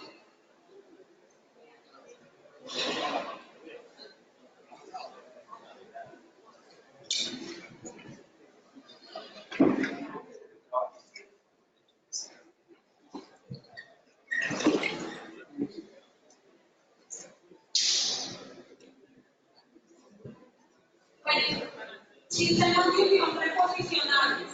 Entonces resulta que yo quiero montar un panel o un cerramiento o una mampara preposicional. Hoy tengo allá este panel, pero mañana quiero quitarlo y quiero montar otra cosa diferente. Entonces no necesito ni peinarlo ni remacharlo. No se va a ver estéticamente bonito, me va a llevar muchísimo más tiempo, voy a necesitar herramientas especiales. Tenemos una tecnología de unión reposicionable que se llama Dual, para que me entiendan fácil, esto funciona muy similar a un vehículo, ¿cierto? Pero en un vehículo tenemos una posición. material B. Y el material B simplemente como que tiene cierto agarre mecánico y tiene como deshilachaje. En ese tipo de solución, todas las cintas exactamente igual. O sea, no tengo parte A ni parte B. Y si yo lo mirara al microscopio, son unos honguitos pequeñitos. Todos honguitos pequeñitos igualitos. Cuando yo lo presiono, los hongos se entrelazan y eso me genera resistencia mecánica. Entonces, esto me sirve para dar sostenimiento y un sostenimiento importante. Si yo quiero soltar eso en un área de unión importante, tengo que hacer una especie de palanca para poder soltar. Entonces, carga estática, peso, voy a poder sostener bien. Pero adicionalmente, viene con nuestra tecnología PHB. Es una cinta espumada que no tengo que hacer. Se las quedo viendo para la próxima. PHB es una familia de cintas, una familia de productos, es una tecnología de diseño y es una cinta espumada crítica doble cara o doble contacto, ¿cierto? Pero no es la cinta convencional que todos conocemos. Tiene una formulación especial que me garantiza durabilidad. Pero adicionalmente tiene un comportamiento elástico que hace que me acompañe muy bien el movimiento de materiales. Yo le puedo someter a toda la carga dinámica que quiera y no va a funcionar bien. Estoy pegando una fachada de vidrio de un edificio, puedo pegar los vidrios con esa cinta. Estoy pegando los laterales de un bus, no necesito utilizar mi poliuretano ni soldadura, puedo pegarlo con la cinta. Estoy pegando el cerramiento de una condensadora, de un compresor, de un sistema de aire acondicionado, lo puedo sacar con la cinta.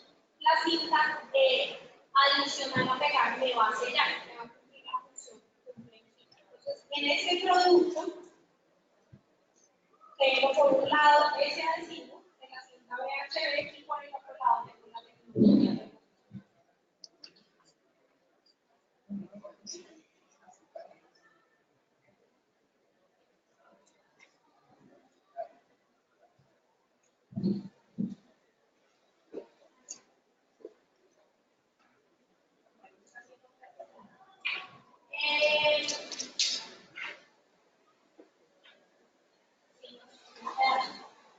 Cintas antivibración.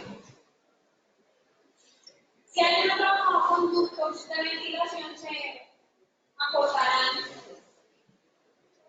que normalmente la lámina le hacen una especie de vena, ¿cierto? Como una serie. Esas sí son para que cuando haya golpe no haya vibración y por lo tanto sonido. Entonces lo que hacen es como darle rigidez a la lámina para evitar su vibración, pandeo y sonido. Yo podría evitarme ese doblez pegando un pedazo de esta cinta. Esto es una cinta mecánica, que es también importante, que me va a generar un punto o me va a frenar la onda de sonido, la propagación de la onda de sonido, y por eso va a convertirse en un medio para evitar la disipación del ruido.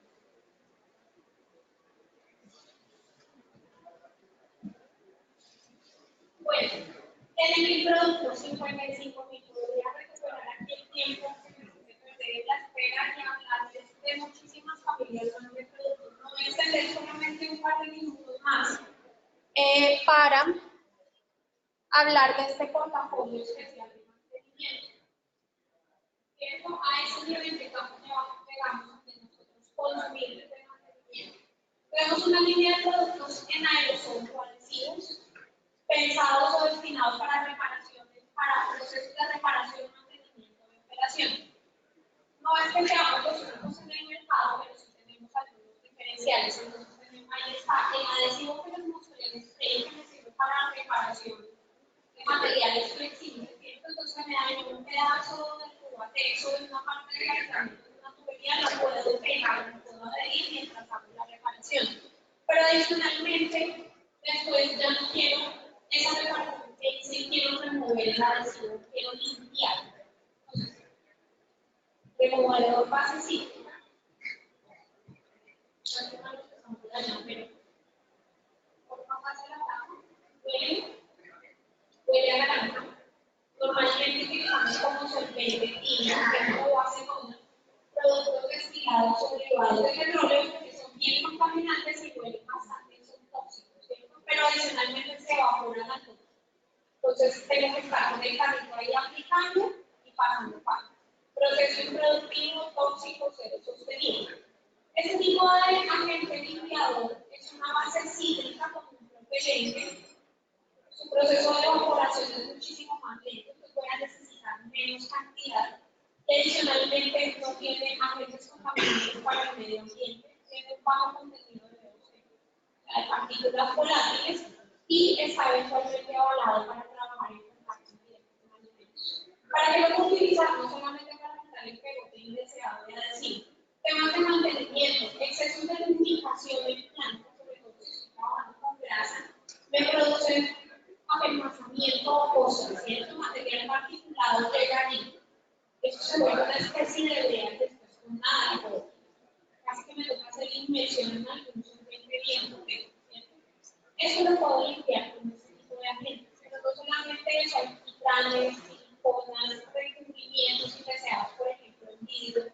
La lámina metálica es muy común que venga con algún agente que me cambie, que me dificulta el trabajo o me recoge polvo. E incluso algunos inhibidores de corrosión también me dejan películas indeseadas en materiales que no estoy haciendo trabajo. Todo eso lo puedo limpiar con mi remotor de adhesivo. Fireway es un penetrante, en realidad se llama Fireway, de 5 funciones que cumple. Es anticorrosivo, penetrante o aflojado, uniza, los productos claros, preveloz. Pernos apretados se oxidaron porque estamos en un ambiente saliendo de la cosa, no les podemos apretar nada. Esa es la solución. Construir de mantenimiento, ¿cierto?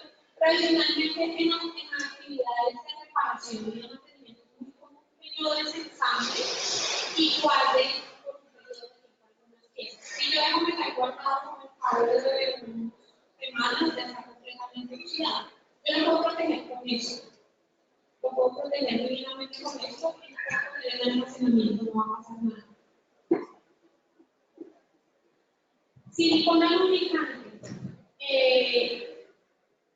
No sé si alguno de ustedes ha utilizado, por ejemplo, grafito para lubricar, o lubricante en serio. La lubricación es un tema muy complejo porque es malo tanto el exceso como la falta de lubricante. Yo de nada me saco echando un montón de grasa o un poco de aceite porque hago un daño peor que si no hubiera lubricado. Entonces es bien complejo. Normalmente hay planes de mantenimiento destinados solo a procesos de lubricación, donde incluso puede estar tan detallado como la cantidad de años de lubricante que requiero para ciertos componentes y ciertas piezas. No solamente eso, a veces yo aplico un lubricante en grasa o aceite, no sé, un vástago, un medio, sin fin, vuelvo al otro día, ya no hay lubricante ahí. Desapareció, no sabemos por qué. No dura la película lubricante. Entonces, ¿qué pasa? Ahí es cuando nacen los excesos. El señor estaba lubricando más por semana, pero el viernes cuando vi infección ya no hay capa de lubricante, ya no hay. Desapareció, entonces va a empezar a lubricar cada 3 días. Y en 3 días pasa uno y de uno pasa a lubricar por la mañana y por la tarde y vuelve, es un círculo vicioso. El pegote de adhesivo de lubricante del que hablábamos o de grasa. La silicona tiene esa gran ventaja. La silicona me forma una película seca de lubricación y me funciona como si fuera un grafito. El grafito no recoge mucho, entonces usted lo ha visto y tiene una muy buena reacción, ¿cierto? ¿Qué problema tiene un grafito? Que deja todo solo. Entonces en algunos conjuntos no es una opción usar grafito. Aquí puedo trabajar con este tipo de siliconas, me dan muy buena resistencia a temperatura, me dan una capa durable y seca en el tiempo, pero además me sirve para humectar cauchos, algunos materiales textiles como el cuero y adicionalmente menos impermeables. O sea, evita que me coman humedad y se deteriore.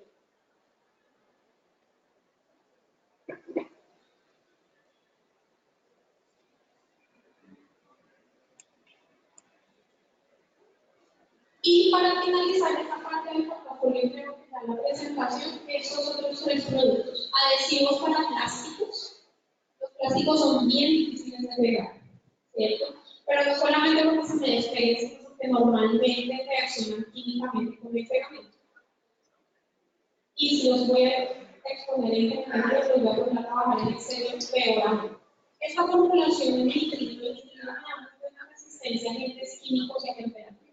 Es súper ganador. El proceso, por ejemplo, de montaje de mantenimiento de intercambiadores, donde requieren recubrir ciertas partes metálicas con cauchos o con algunos tipos de aislamientos, donde requieren exposición a temperatura y a condiciones de intemperie, o sea, necesito que eso me dure mucho tiempo, que es una muy buena opción. Y tenemos una línea de trabajoscas y de selladores de tubería. Lo más común que hay en el mercado de los tags son de muy buena calidad, no tengo absolutamente nada que decir de la competencia. El producto de nosotros tiene una ventaja, en el caso del sellador de tuberías, me sirve para trabajar con materiales o metales poco activos como el acero inoxidable. Este tipo de residuos reaccionan o se curan al contacto con el metal. Si el metal es poco reactivo, el proceso de curado va a ser muy lento, me va a sellar. Esta formulación está pensada para garantizar el proceso de curado normal en materiales o metales poco reactivos como el acero inoxidable. Y en el caso de los trabajos, pues las mismas características de cualquier trabajo.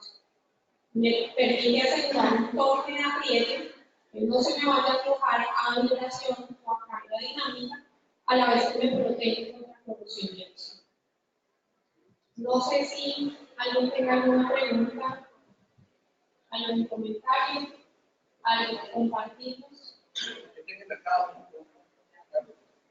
Sí, hay algunos que recién estamos en lanzamiento, pero están disponibles en nuestro distribuidor nacional de cargas QSI. Igual, pues, mañana es una representación comercial, yo no trabajo en la conversación, en caso de que alguien esté interesado. También, no sé si están los datos de contacto en algún lado, en caso de que alguien tenga alguna consulta técnica, no solamente de mis productos, sino de algo que haya presentado, algo que no le haya quedado claro o algo que le gustaría que le compartieran, pues siéntanse en libertad de avisarnos y con muchísimo gusto.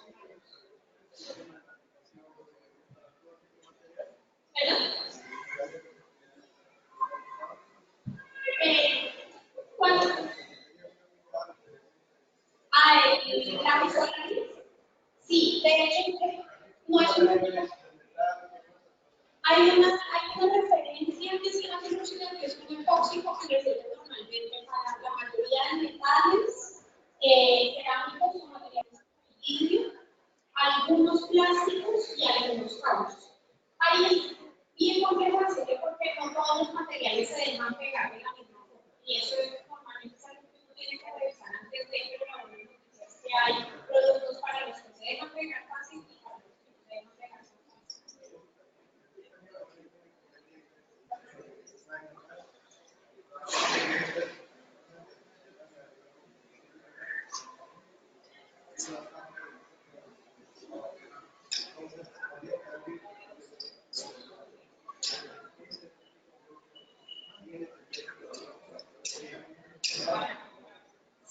Hay que mirar cómo está diseñada la punta, cómo es la unión para ver dónde se la mejor forma para aplicar el adhesivo. ¿Qué pasa si usted requiere abrirlo por temas de mantenimiento? Eventualmente no va a ser la mejor solución porque eso queda ahí pegado y retirarlo bien difícil. No es innecesario.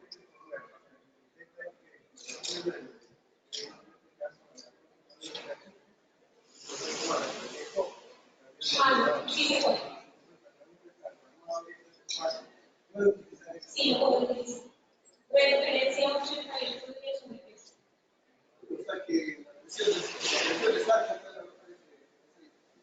Sí, siempre hay. No sé, 1200. Pero ahí sí, digamos que la única recomendación es que no esté en contacto directo con algunos solventes y con combustibles. Sobre todo con combustibles. Entonces, si usted necesita hacer un sello interno, no de pronto es la mejor solución, pero si necesita protegerlo por fuera o sellar alguna unidad, pues no lo hemos hecho.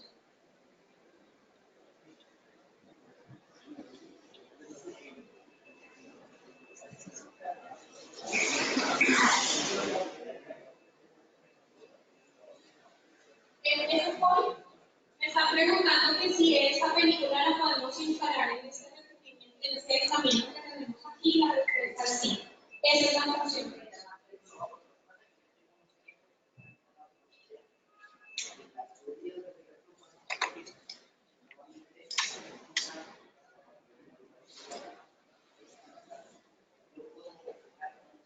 Y en la distribución de los materiales. Sí. Diámetros estudiantes.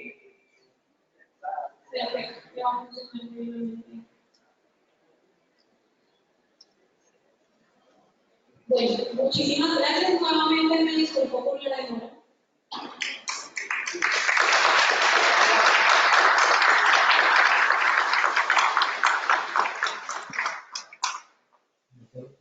Ingeniera Luisa Fernanda Cortés, agradecemos mucho y les invitamos a todos a que tengan nuestra sorpresa. Muchas gracias.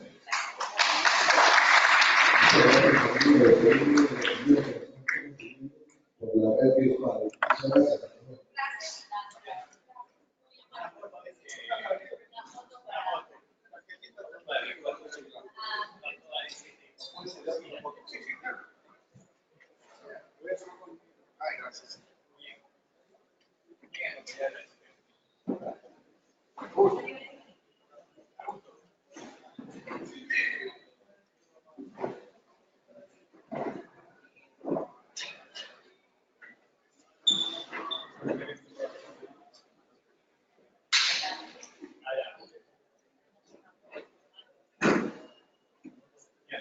Video.